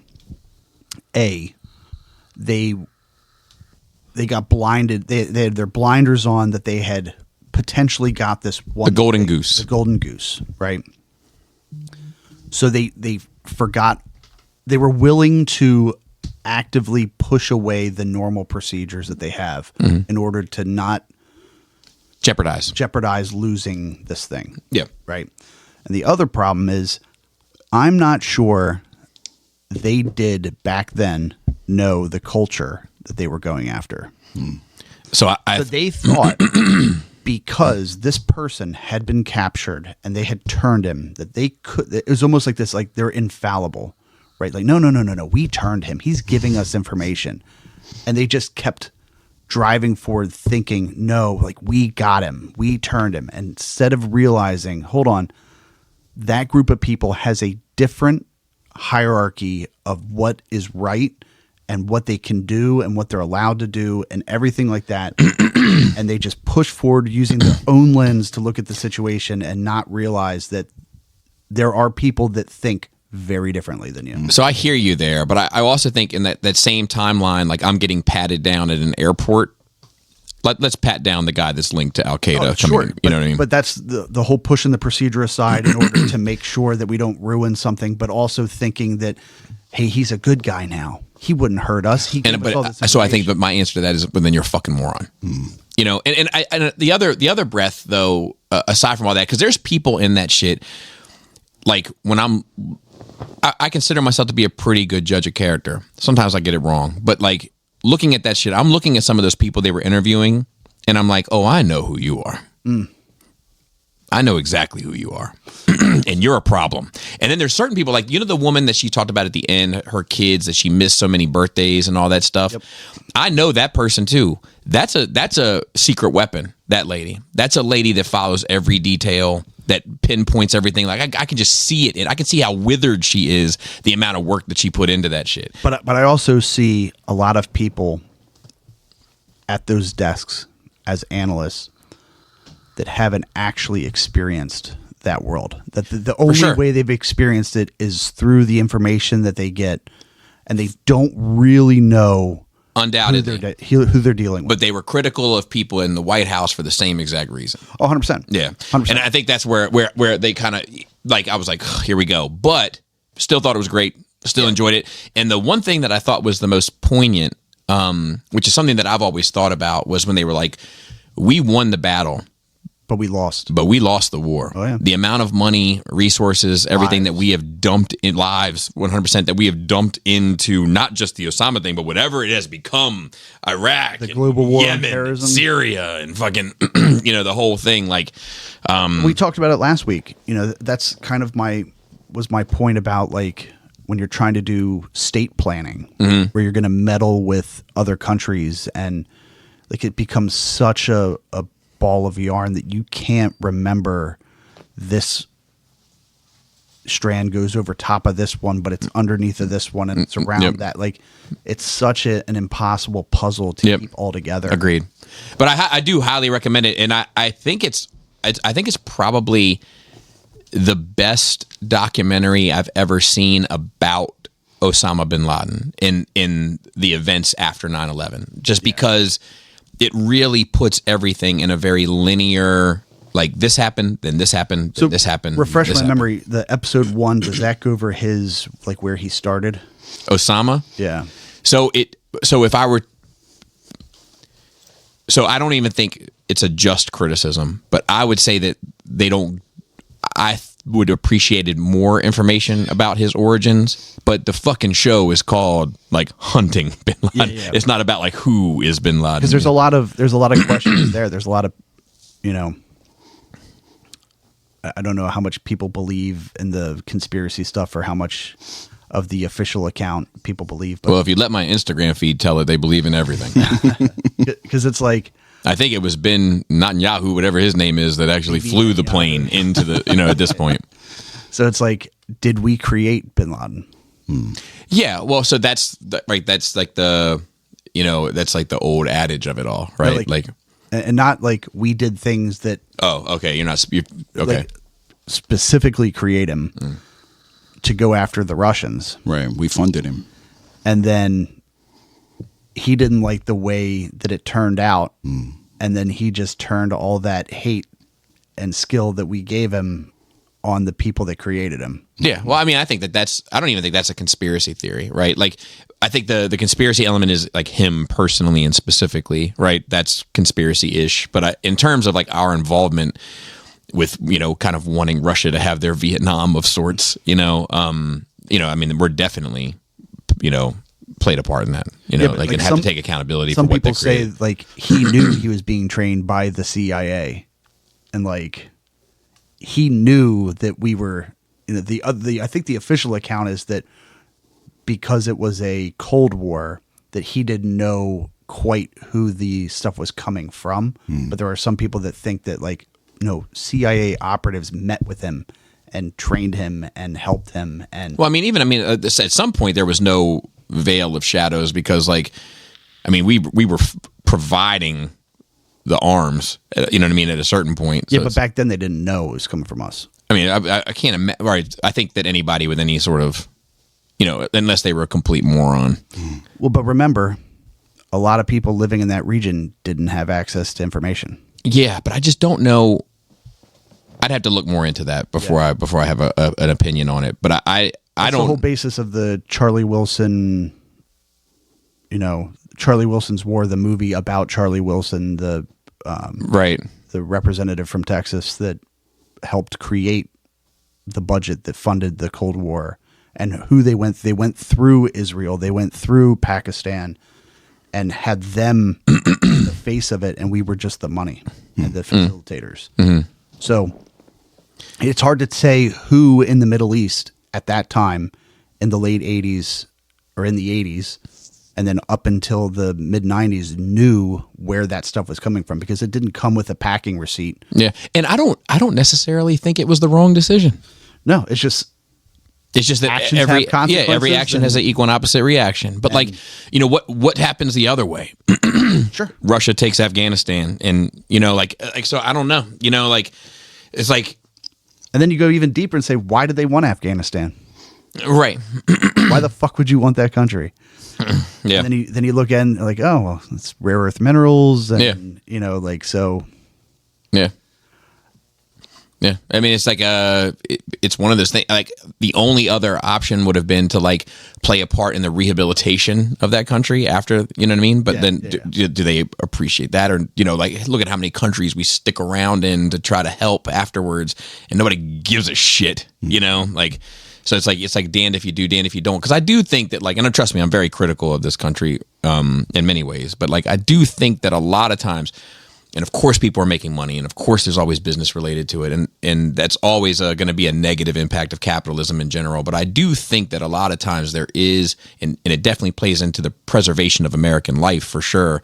But there is kind of a big brother in both the negative and positive elements of it, where like they're trying to stabilize the world in the same way. And unfortunately, you just can't fix everything. You know, but I do recommend it to anybody that's interested. I'm obsessed with that shit. I could watch that shit all day. To me, that's like, I think, my World War II, where like you become a middle-aged white man and you just watch World War II stuff all the time. Like I could watch shit about that area all day long. Okay, I'll delete Osama, much like SEAL Team 6 did, right off my notes. But that was another thing I liked, that SEAL Team 6 guy, when he was like, there's SEAL Team 1, SEAL Team 2, and SEAL Team 6. And why? So that Russia would say, well, where's SEAL Team 3, 4, and 5? So there's a lot of controversy around that guy. Yeah, I know. So I've seen him, oddly enough, I think he did an interview with Joe Budden. Yeah, and I think also he was on Rogan. And he was also on Vlad TV. So like, he's an interesting character. So last note for my Nerd Week. I had to attend a mandatory sexual harassment training. So you're better at it now? Yeah. So it also included bullying and hazing and the like. And I didn't think you could get fired for bullying. So I will say this. At the end of this 3-hour expense of my life, the person next to me showed me their phone, which was engaged in a group chat with people that I'm not in. And it said, final score, Bobby 4-0. So I hate this sort of shit. Mm-hmm. And when it started, this woman that hosted it was like, this looks like a lively bunch. Hope we keep that same energy. And I said, well, I mean, far be it from me to turn down an invitation. Asked and answered. Fair enough. So I'm just waiting, biding my time. And I am giving it a fair listen. Like, are you going to actually teach me something that I think is interesting? The answer was undoubtedly no. So she made a statement about appropriate conversations in the workplace. And then she said, for instance, and I feel like I already told you all this, so I apologize, but a person I walk up to a bank teller and I hear two bank tellers having a conversation about performing oral sex. That's inappropriate. And another person, allegedly, in the class said, especially when I'm only there to make a deposit. Right? And the whole room erupted in laughter. And she said, now there's men, women, Muslims, Christians, Jews, Gentiles. This room is a smorgasbord of people, and they all laughed. The teacher didn't. So she says, if you noticed, I didn't laugh at that because that wasn't funny. So, well, bitch, I am a loyal person, and that person is my friend. So I took it upon myself to enter the chat, as it were. And I was like, of course it's funny. And she was like, how could that possibly be funny? And I was like, well, you don't get to dictate what's funny. Mm-hmm. The audience dictates what's funny. And the entire audience enjoyed it, but you. So you are wrong. And the reason why is because what is funny, much like what is appropriate, much like what is harassment in many cases, is subjective. And then she said, no, it's not. And I said, yes, it is. And then she said, how would you feel if you walked up to the bank teller and they were talking about oral sex? And I was like, well, you don't know me, but I live for just those moments, those bizarre moments of life. And she said, well, that's not bizarre. It's inappropriate. And I said, two things can be true. And she said, well, it's not bizarre. It's just inappropriate. I said, you're wrong. How many times have you walked up to a bank teller and they were having that conversation? My guess is 0.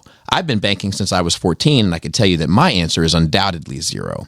So therefore, not only has this fictional extreme circumstance never happened to either one of us, but it would be bizarre because it was unusual. And we can both subjectively agree that it's simultaneously inappropriate. And I said, and then she said, no, it's only inappropriate. There's nothing bizarre about it. And I said, of course, if there was an elephant right outside this window of this office building, it would both be bizarre and inappropriate. Inappropriate because this is a professional work environment and you've got a goddamn elephant on the loose in the middle of the street. But it would be bizarre because as long as you and I have ever been to a professional work environment, neither of us have ever seen an elephant. Of which the class agrees, but she says, let's move on. Okay, so the scoreboard's 1-0. Then she tells a story about a employee that had a picture of her and her husband in her cubicle, dressed and donned in BDSM wear with whips and chains and the like. And she said, this we can objectively agree is inappropriate. Was there any nudity? No. And I said, I don't know. And she said, wouldn't you agree that that's objectively inappropriate? And I said, well, what year is it? And she said, what does that matter? And I said, well, in a very Joker voice, depending on the year, it could be very inappropriate because there was a time when having a picture of a woman's ankles would have been inappropriate. Right. Because society dictates what's appropriate, and that changes over time, making it subjective. Right. And she said, well, it was current day. And I said, then I would agree, inappropriate. Now, is she advocating for kink shaming? Well, so some of this I can't get into because I don't want. Yeah. But I'll stand by. So third situation was she was talking about a employee that was hazed at work, a new employee, and they did bad things to this person. They strapped them down. I mean, it was crazy. It was something that you would never exist in a modern workplace. Poured chocolate syrup and shit on his face. Like, it was fucked up. And I was like, she was like, now objectively, that's wrong. And I went, I just said it quietly because I wasn't really ready to fight this one. But the truth is, it's still subjective. It's still subjective. But I just said it quietly. People around me laughed. And she said, objectively wrong? And I was like, here we go. Fuck it. In for a penny, in for a pound. And I didn't have to. Because another young man, I told you this was a very diverse group of people, who is from Ghana, said, to me, that seems more like a less than favorable day compared to what I had to go through when I was in boarding school in Ghana, where one time I was hung by my ankles from a tree. That was hazing. This seems like a prank that might have gone a little too far. A prank that went. So like, so then I looked at her and I went, subjective. Yeah. And when we were having this conversation before, I brought up, so T brought up the whole, were you there for that? I don't think so. So T brought up this whole, they have something in the Marine Corps where it's called a wet down. Uh-huh. So when somebody gets promoted, they have two options. And this is an officer. They take the other officers out and they take the pay raise that they're going to be getting that from their first paycheck, and they have to put it on the bar and buy everybody drinks. Or they get tossed off the pier into the water. So either getting wet or you're wetting everybody. Right. So, and I said, and somebody's like, oh, well, that's, seems like a, because we were talking about the harassment thing and everything. And I said, well, in the Army, what the enlisted people would do was when your lieutenant or your second lieutenant got promoted, they didn't stay in your unit. They would get sent somewhere else. Right. And we used to wash them before they went. So right after they got promoted and, got their orders read that they're going to be moving to so-and-so, everybody would tackle this person. It was appropriate for them to fight back. It was almost assured that they were going to lose. And then we would drag them somewhere, either a hose or if there was a shower nearby, and you would put soap on them and hold them underneath the water and fake wash them. Right. Just as a symbol of, you came in, you got dirty with us. We're not going to let some other company take, we're going to put you back out in the world the way you came to us. Nice. Right. And it's a fun thing. And, people bled during it. People got a little injured during it. But it's a camaraderie thing. Yeah. Right. And a similar sense in a lot of places that like to think they're corporate, but they're not really corporate. That's where this water and oil thing of your sexual harassment training loses the point. So that put me up 3-0. The fourth one I didn't get to make my home run point, which will plague me for the rest of my days.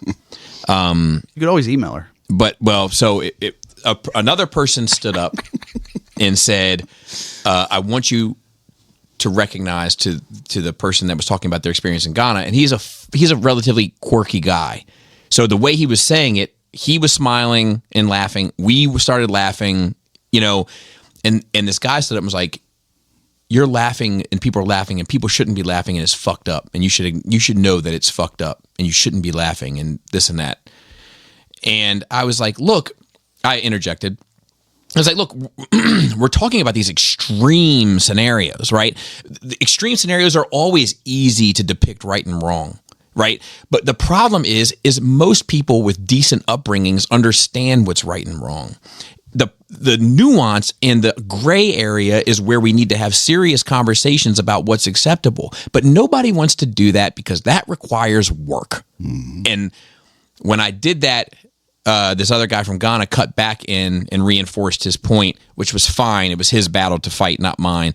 But I had the home run locked and loaded for my next statement, and I didn't get to unleash it. Can you say it? Off air, I will tell you. Actually, I'll stop it right now and save it, and then I'll tell you. Yeah.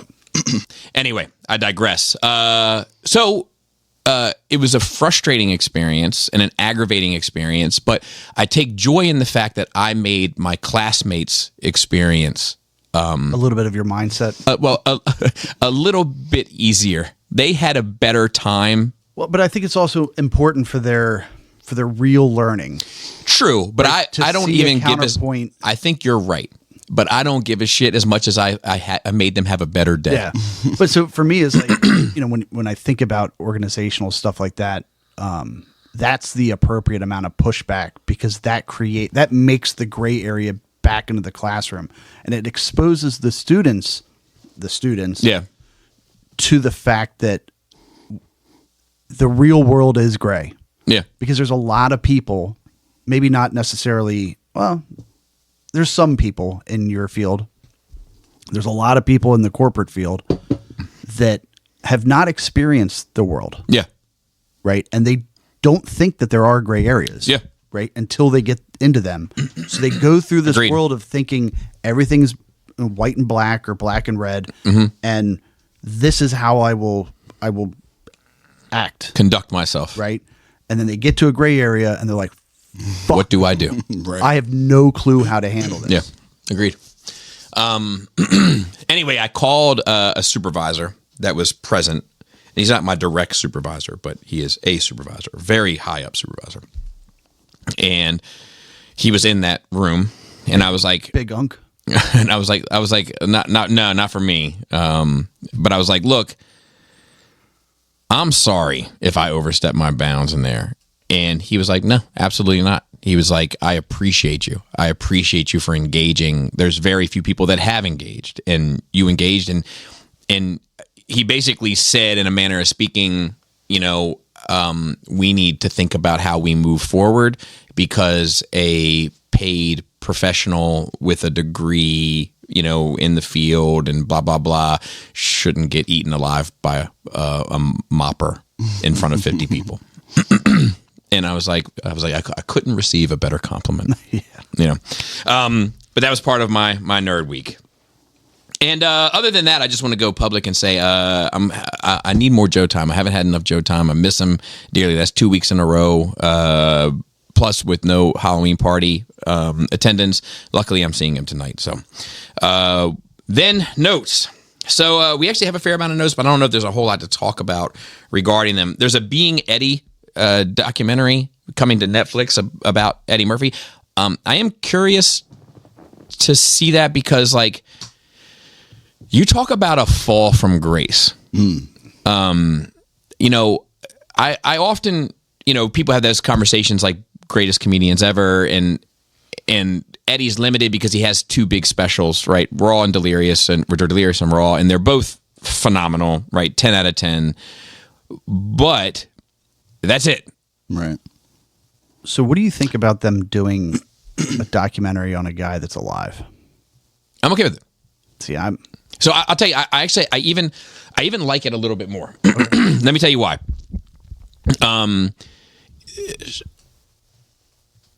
The Notorious B.I.G. movie, trash. Straight Outta Compton, great.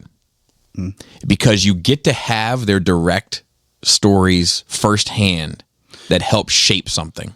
So then to me, it's not really a documentary. So if it's only told through him, I'm not okay with that. But to have his ability to put forward his side of the story, I'm good with that. If it's a one-sided story, I'm out. So if he was not working anymore, I'd be okay with it a little bit more. But because he's still working, it feels to me like an Eddie Murphy, especially when he has a deal with Netflix. Reboot. Right. That's fair. Yeah, that's fair. That's and fair. From the trailer, they don't give any indication that they're going to even get into any of the. I agree. I'm hoping. You know, but it kind of. So it's the training thing, right? It's the training thing was intriguing. I was like, oh, that looks interesting.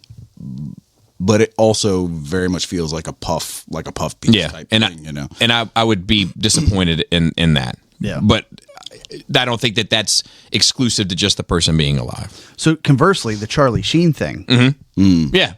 I don't think was. I think him being interviewed was his involvement. Right. Right. So it can be done. Yeah, that's what I would want with the Eddie thing too. Yeah. You know, If it's a reboot trying to get him back up to star status. So I don't know if Eddie, so like, and people that didn't live through that era will never understand it. But like, between those two specials, his involvement with Saturday Night Live, and then the fucking ridiculous run of hit fucking movies that is unparalleled with comedic actors. Like that level of back to back to back to back knockout movies from a comedian, unparalleled. And if you didn't live through it, there's no way to describe it. But between the transsexual debacle, you know, which I still feel like to this day we don't have clear-cut information on, and then the kind of kid-friendly run afterwards that aren't bad. Right. It's just Diet Eddie. Right. You know, your Dr. Doolittle's, your Nutty Professors, your, you know, and then it gets even worse, you know what I mean, between some of that stuff and then Haunted Mansion. It goes as bad as Haunted Mansion, and it gets kind of as kid-friendly but adult-friendly as Shrek. And, you know, but like to get an idea of where his mindset was with all that and hope, like I'm hoping to enjoy it, I guess is the best way to say it. Yeah. The console wars are over. PlayStation is getting Halo. Yeah. What do you think about that? I think it's great. I think it's fine. The more people that get to play more games, the better. And it's been going this way for a few years now. Microsoft's been putting out more and more games everywhere because at the end of the day, they make more money the more places their games are. I'm okay with it too. But if this becomes the standard, right? Can Xbox survive? Yes. Yeah. Because, like, I don't know. I feel like I like, and I'm far from a gamer expert. Let me be the first one to tell you. But I feel like when I talk to hardcore Xboxers, which I don't feel like they're rare in comparison to PlayStation guys, usually some of the words that I hear pretty early on in Xbox talk is stuff like Halo. Well, I think that's for people our age. That's true. Yeah, that's fair. Because like I bought an Xbox for Halo, Yeah. right? Like that's, but like I had a PlayStation also, and now I only have an Xbox, right? Like I prefer the Xbox platform. I think the bigger issue with the console wars being hypothetically over is, are game developers going to be able to create games that are actually rendered correctly cross-platform? Because we're already running into huge problems with it now, where a PC game gets redeveloped for console, and it sucks on the console because the console has hardware limitations. Doesn't have the power. Right. Right. Well, even this current batch of consoles, the Series X and the PlayStation 5 and even the PlayStation 5 Pro, they're basically a generation behind where PCs are at now. You know, maybe more like a generation and a half. So I mean, it's, you know, the consoles are always where when we were younger, it was always like the consoles would come out and they would trounce PC and they would trounce the arcades Right. and all this stuff for a while, for, you know, several years before everything else caught up. Well, now for the last 2 or 3 generations, machines have come out that are already at most close to where PC is at, but generally, you know, multiple generations of graphics cards behind. Right. Because they have to be developed within this very specific budget. Because while I don't play video games very much anymore, I'd like to, but I don't. If Coca-Cola started selling Mountain Dew, I'd never go near a Pepsi ever again. Yeah. Well, so like Todd R. And I finally became Oh, I love that. Love bringing people together. on Helldivers. We haven't played yet together, but I confirmed the friendship through Helldivers yesterday. So he sent me a message on Instagram like, well, this wouldn't have been so hard if you were part of the PC Master Race. And I said, well, the way that I approach this is I don't want the complications of the PC. I want to push a button and deliver democracy. Right. Right. So it's like I turn the console on, I load it up. There is no question about, do I need to update my graphics driver? Like, do I need to go buy more RAM? Like, that's the part that console still has over PC.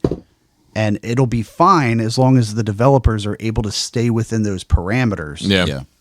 But to me, having the game look 4% better, but cost me 20 hours and $700 for a graphics card isn't worth it. Yeah. Right. I want the always on console in the background that downloads the updates, that does, because I'm not here to tinker with a fucking computer. Right.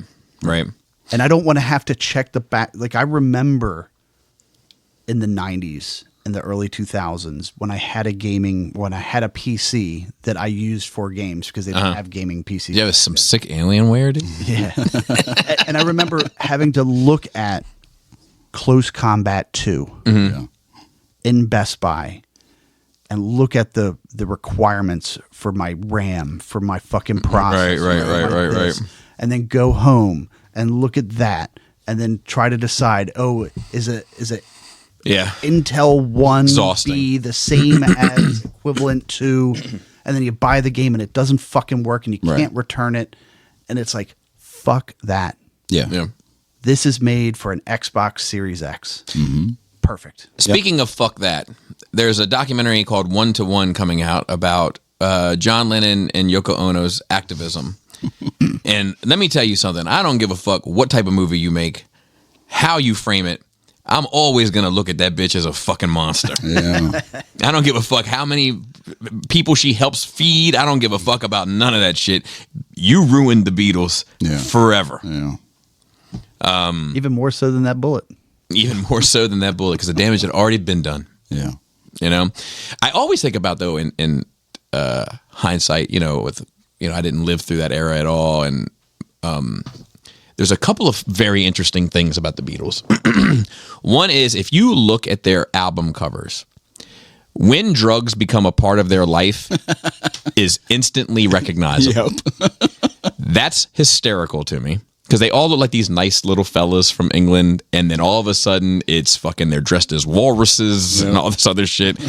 So that's hysterical to me. And 2,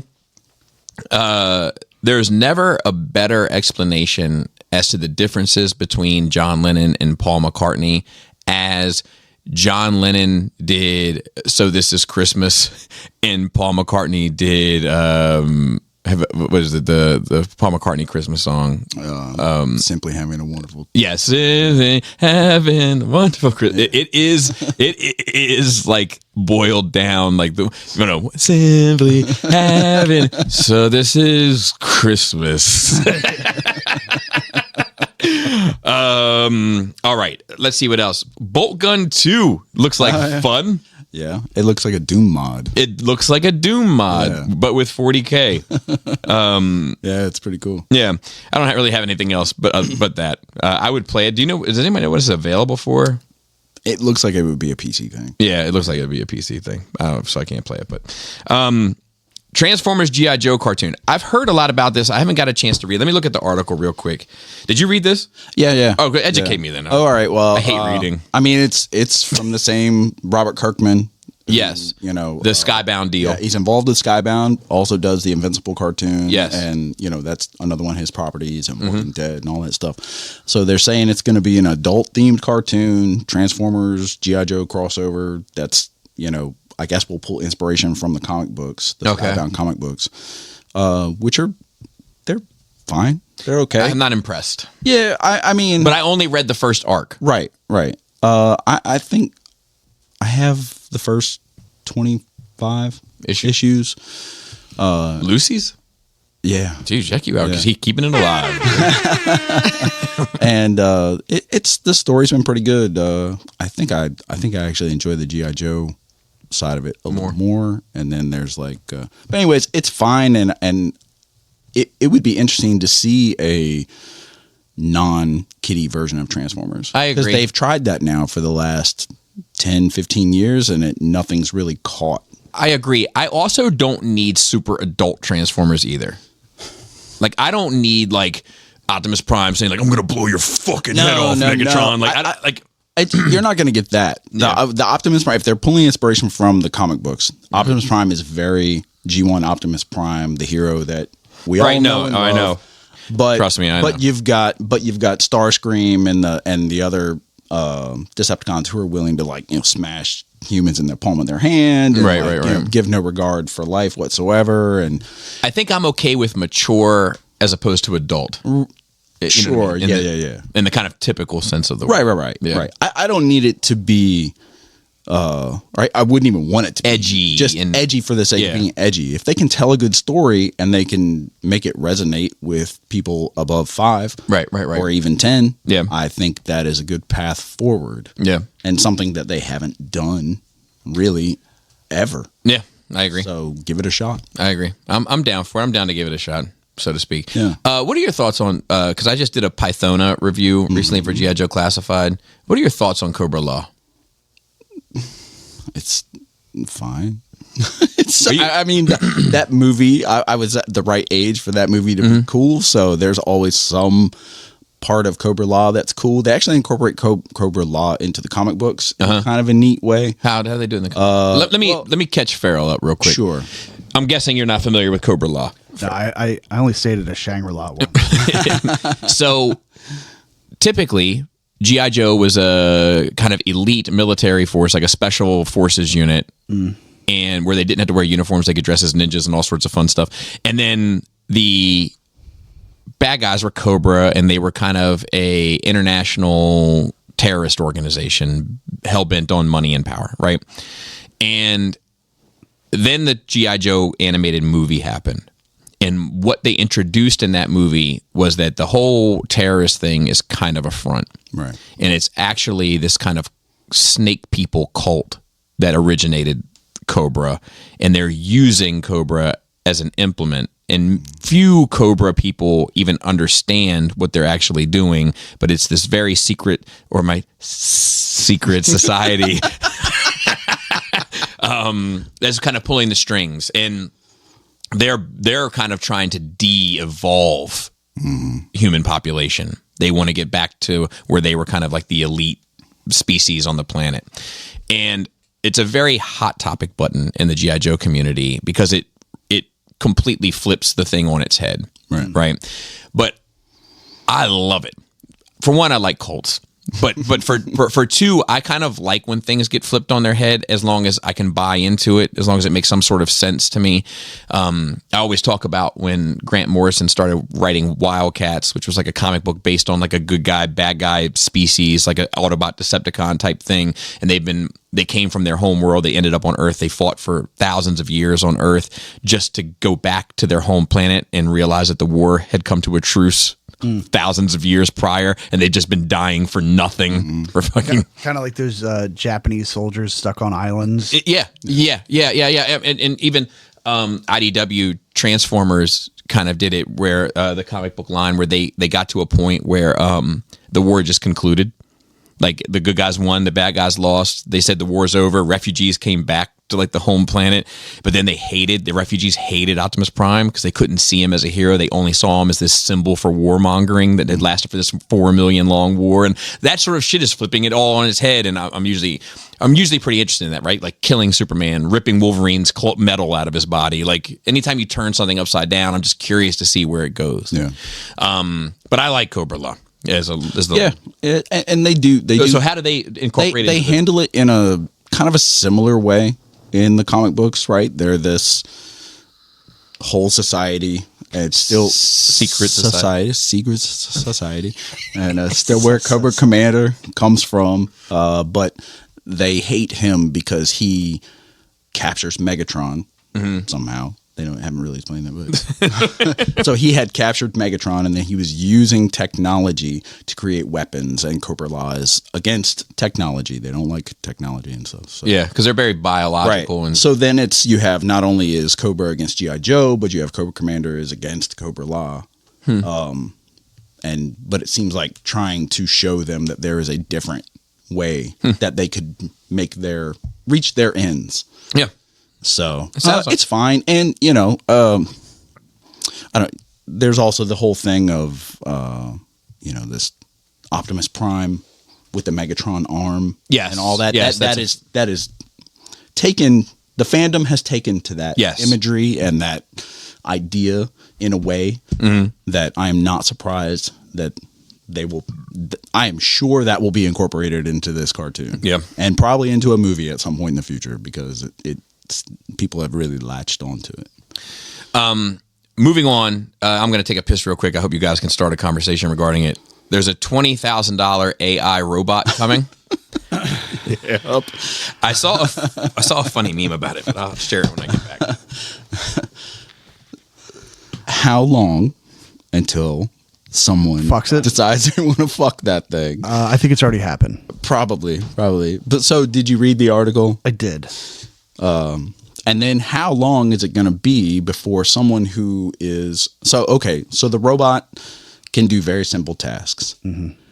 But then you can schedule an appointment to have a human basically control the robot and do more complicated things. How long is it going to be before there's some lawsuit about the person controlling the robot had no choice but to be subjected to someone jerking off or having sex or that side of fucking the robot or whatever. I don't care so much about the them seeing inside someone's house. I mean, if the person controlling the robot, the privacy aspect, you're signing up for that. If you're signing up for this whole thing, I didn't care about that at all.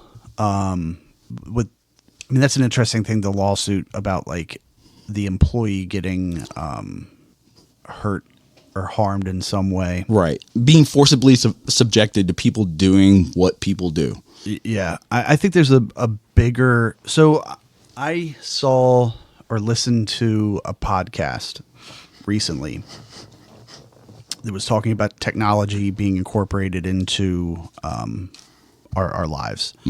And normally when something new gets invented, generally speaking, it creates more jobs than it destroys. Okay. Right. So I think the example that this person used was the automobile. Right. So at first people are like, well, like there's a whole industry of horses that are drawing things. There's, people need to feed the horses. There's a doctor for the horse. There's the blacksmiths that are making the shoes. Like there's all these people that are involved in the horse market. But with an automobile came people making parts, people working on them. Right. It created a whole new industry of cross country or enlarging the region for delivery, for all that stuff. Right.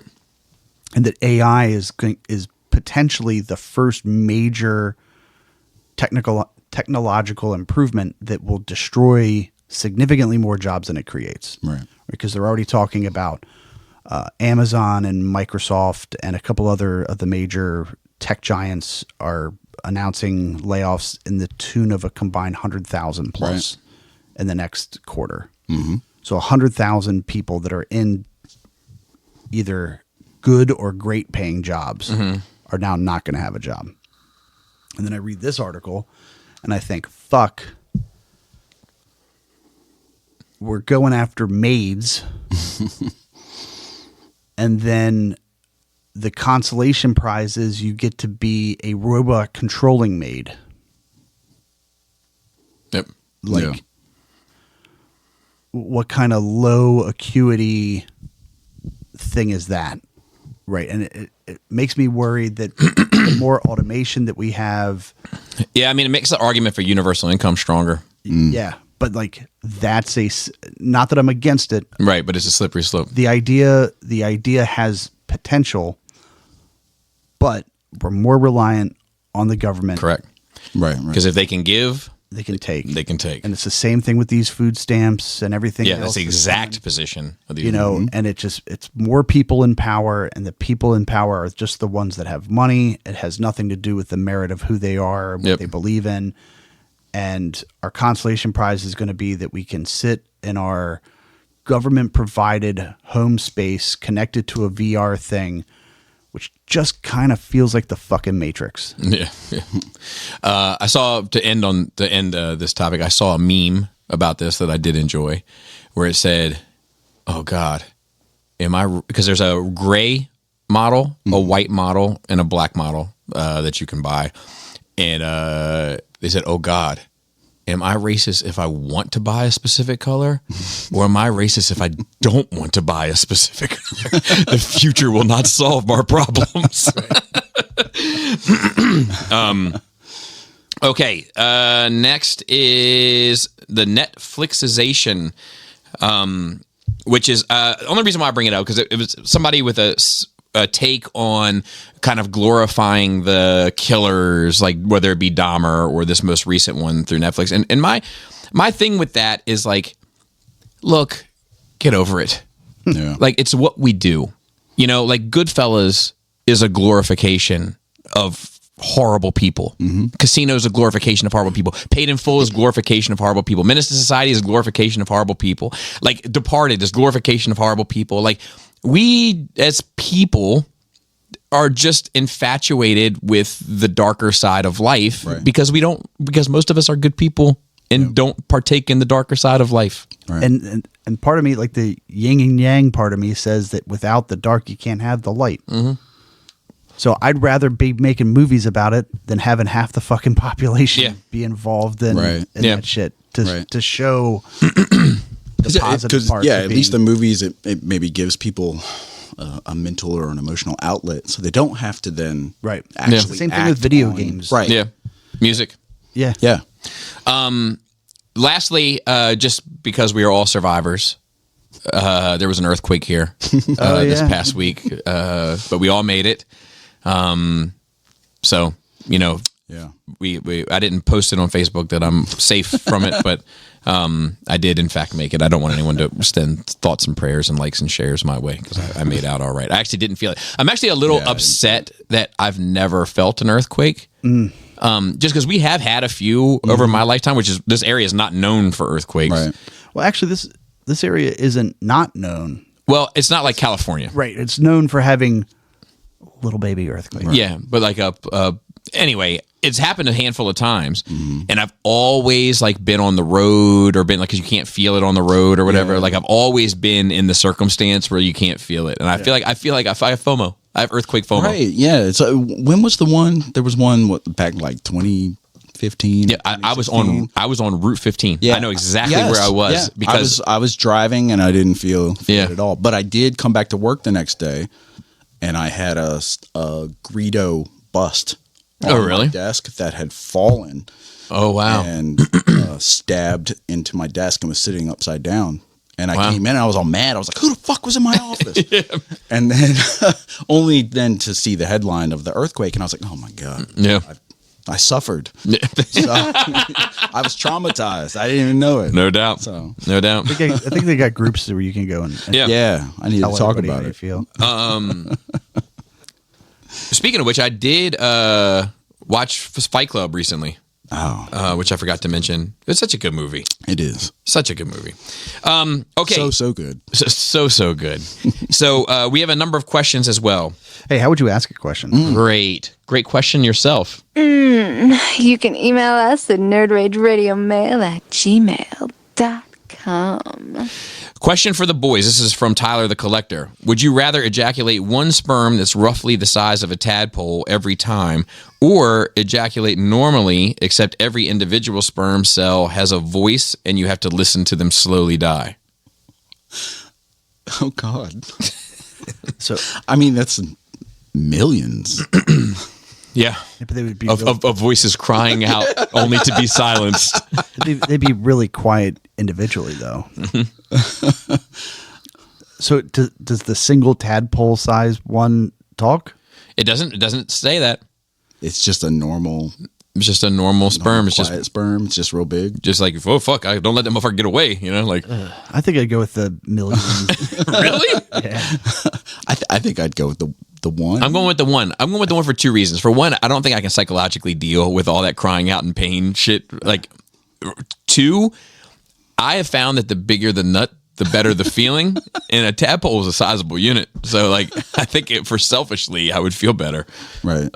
Yeah, but then you'd actually have to flush that motherfucker. Like, you'd have to kill it. Yeah, you'd have to kill it every time. I think I would just make a point to do it into the toilet and then just send it on his way. And in my life, he's just living his own life. You know what I mean?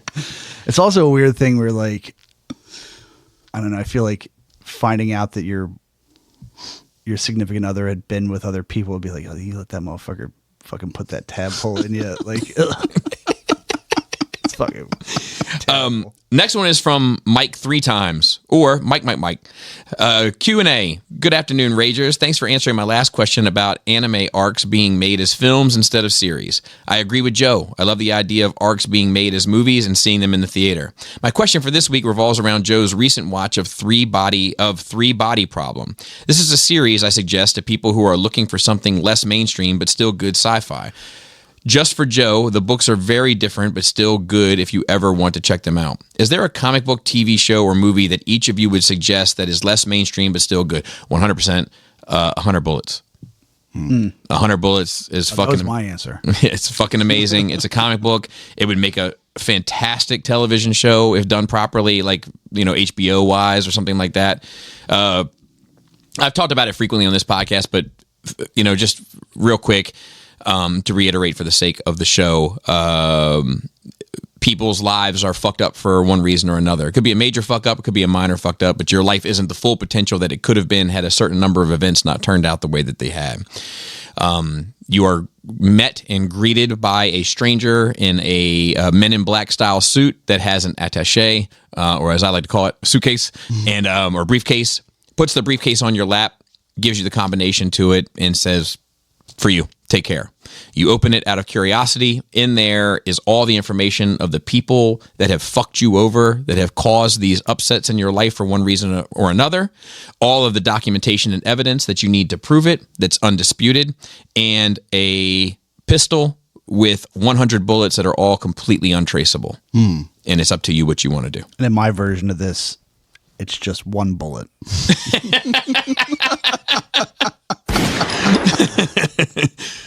Just a picture of me. And it's a comic series. It went on for 9 graphic novels or so, and it's fantastic, and it would make a great show. Anybody else? I'm not sure I read too many things that fall into that category. I mostly just stick with the hits. Yeah, that's fair.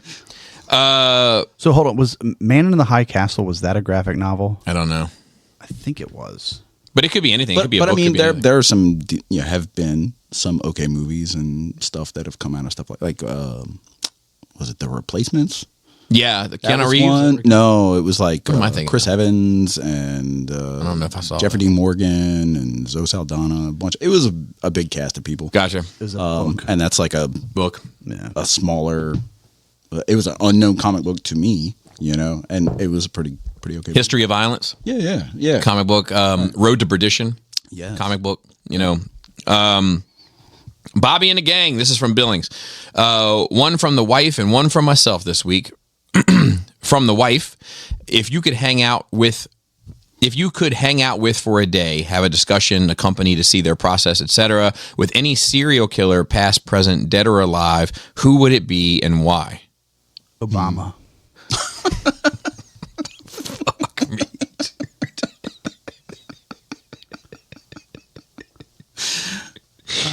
So that gets into the question of how do we define this, right? Like I had it with Joey, like, you know, like I think that they say that King Von had somewhere between 9 and 19 bodies on his jacket, you know, that was just unprovable. You know, and I'm interested in his music process, not really his killing process, but so there's, for those that don't know this character, he's gone now. He was killed. God bless the dead. But King Von was a rapper. He was going to be a star. He was on a certain trajectory. He was going to go out that way. He, before he got into music, was on an A&E documentary on gang violence in Chicago. And during this situation, there was a female who had a reputation of being pretty vicious, that was on the opposite side of the gang war of him. And he would troll her all the time because gang trolling is something that these kids can do now because of the internet and shit. And it's like kind of bizarre, but he would like tweet at her, like, you know, like, what you doing tonight? And all this stuff, like, you know, and they interview him about him. And he's like, yeah, I wanted to fuck her and shit, you know, like I hit her up like, damn, I want to fuck you and shit.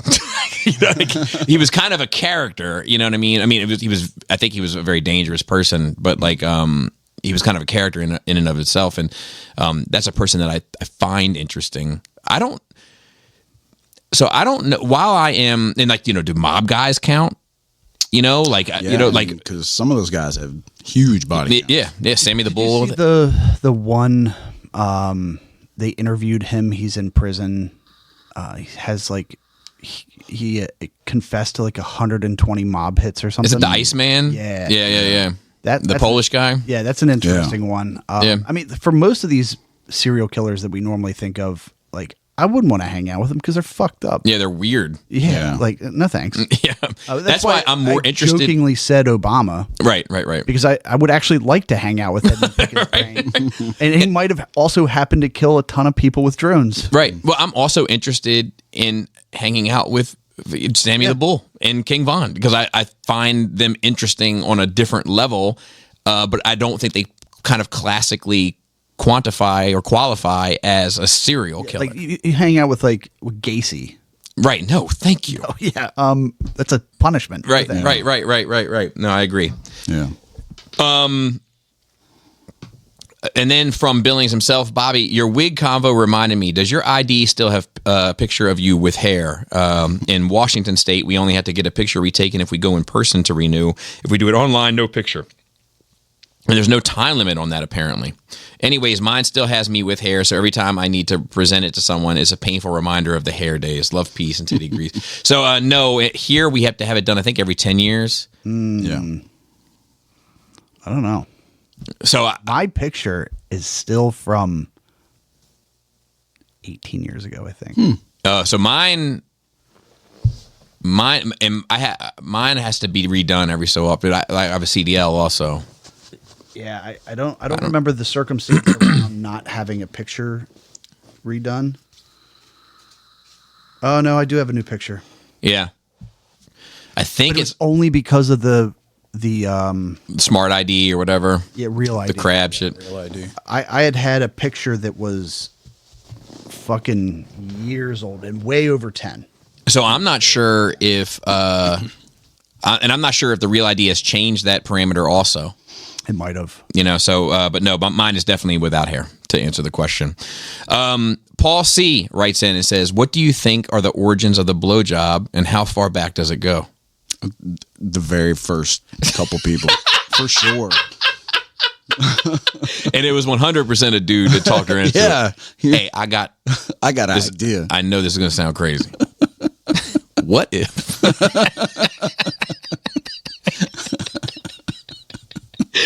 caveman times. Homo erectus, so to speak. Yep. I wouldn't be surprised if the first one was a homosexual act. I wouldn't be either. Yeah. Men are fucked up. And I don't mean that homosexuality is fucked up, but men, especially, even in a civilized world, quote unquote, as compared to like just roaming the open plains of a continent that hasn't been developed, as opposed to even that, just in a civilized world, a young boy having hormonal changes is arguably the most unpredictable creature on the planet. He's looking to stick it wherever. Yeah. And also sometimes in the same breath, kill anything, hurt anything. Like it's the most dangerous thing on the planet. And I also look at it, might be true to my character, Felix. You're roaming around caveman days. You had a lot of work to do. A lot of hard work. Yeah. Hunting. Big part of it. People need to pitch in. Yep. How many extra mouths do you want around that aren't pitching in? Maybe the ratio wasn't great. Yeah. Yeah. It's fair. It's fair. And then the last one, and then I have a odd story, but the last one, longtime listener and first time emailer. Hey, Nerd Rage crew. This is, I thought he had, maybe that was to another show. But this is from, I hope I'm pronouncing this properly, Magin Planet.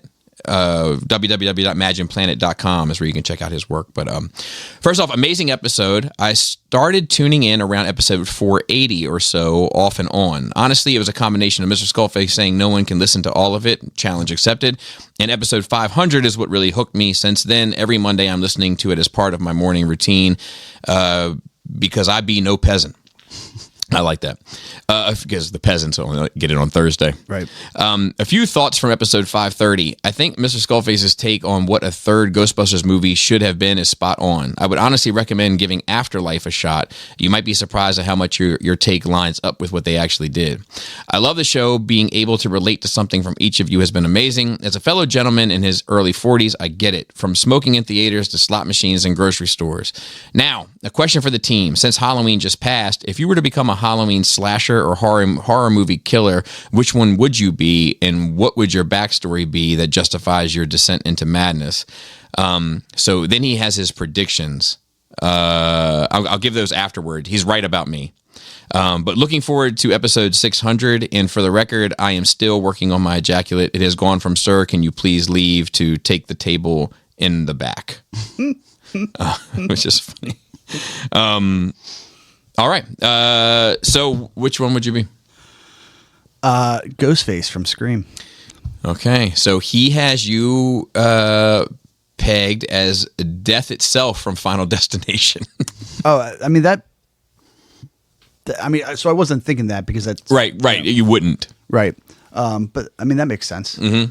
Because it's like in a way, like it doesn't care. So he has Joey as Ghostface, and you and him have similar. Yeah. So, yeah. And then he has Pinkerton as Pinhead. But why Ghostface? First of all, Wu-Tang fan. Yeah. Same. Yeah. So it's more just about like, it's that little bit of nihilism that's in me.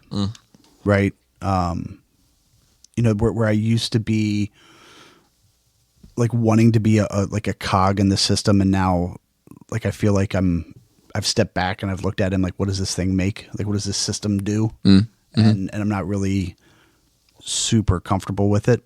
So just a whole like come back in and say, yeah, we're just gonna, you deserve this. For whatever arbitrary reason. Yeah. That you deserve it more than you don't. Yeah. Like, I don't know what you did, but you did something. Jordan, do you have one that springs to mind? Jeez Louise. I don't feel like I don't think I identify. No, I think I do, but horror person. But I guess the first thing that popped into my head was some really terrible horror movie called, I think it was called My Bloody Valentine. Oh yeah. And like, isn't that a band? This bullet from my Valentine. I don't know, but I remember the guy, to be fair, which would be bloody. Yeah. I saw the movie. My brother was watching it. I was really little, and I just remember some scene about like they're in the kitchen and they reach into this boiling pot and pull out somebody's heart that's boiling. Oh, wow. Oh yeah, it was. And that was the first thing that popped into my head. But so he had me pegged, so to speak. I knew you were going to say it. And he's right. It's Freddy. And not because of the backstory necessarily, especially like the hurting children part. I'm not good. I can't even hurt a stink bug, but it's because for Freddy, I think the performance is just as important as the job. And it is performative. Yeah. And I think origin story wise, my origin story could have produced it. It's just that I had Laura and probably my grandma. Although you could make the argument that my grandma could have played a part in having it go the other way, just from like kind of habitually whatever, like playing into it and not course correcting. So yeah, good show. And thank you, Jordan, for coming out. It's been a rough scheduling couple weeks, but Joey warned us it was going to be that way for October. And then Pinkerton will be back for another After Dark episode. I think in 2 weeks is when I have it planned. Nice. And shout out to Dante on Facebook. Shout out to Marilyn Phil on our notes and on Twitter. And with that, Moist thighs. Wiggly nipples. tight dick player.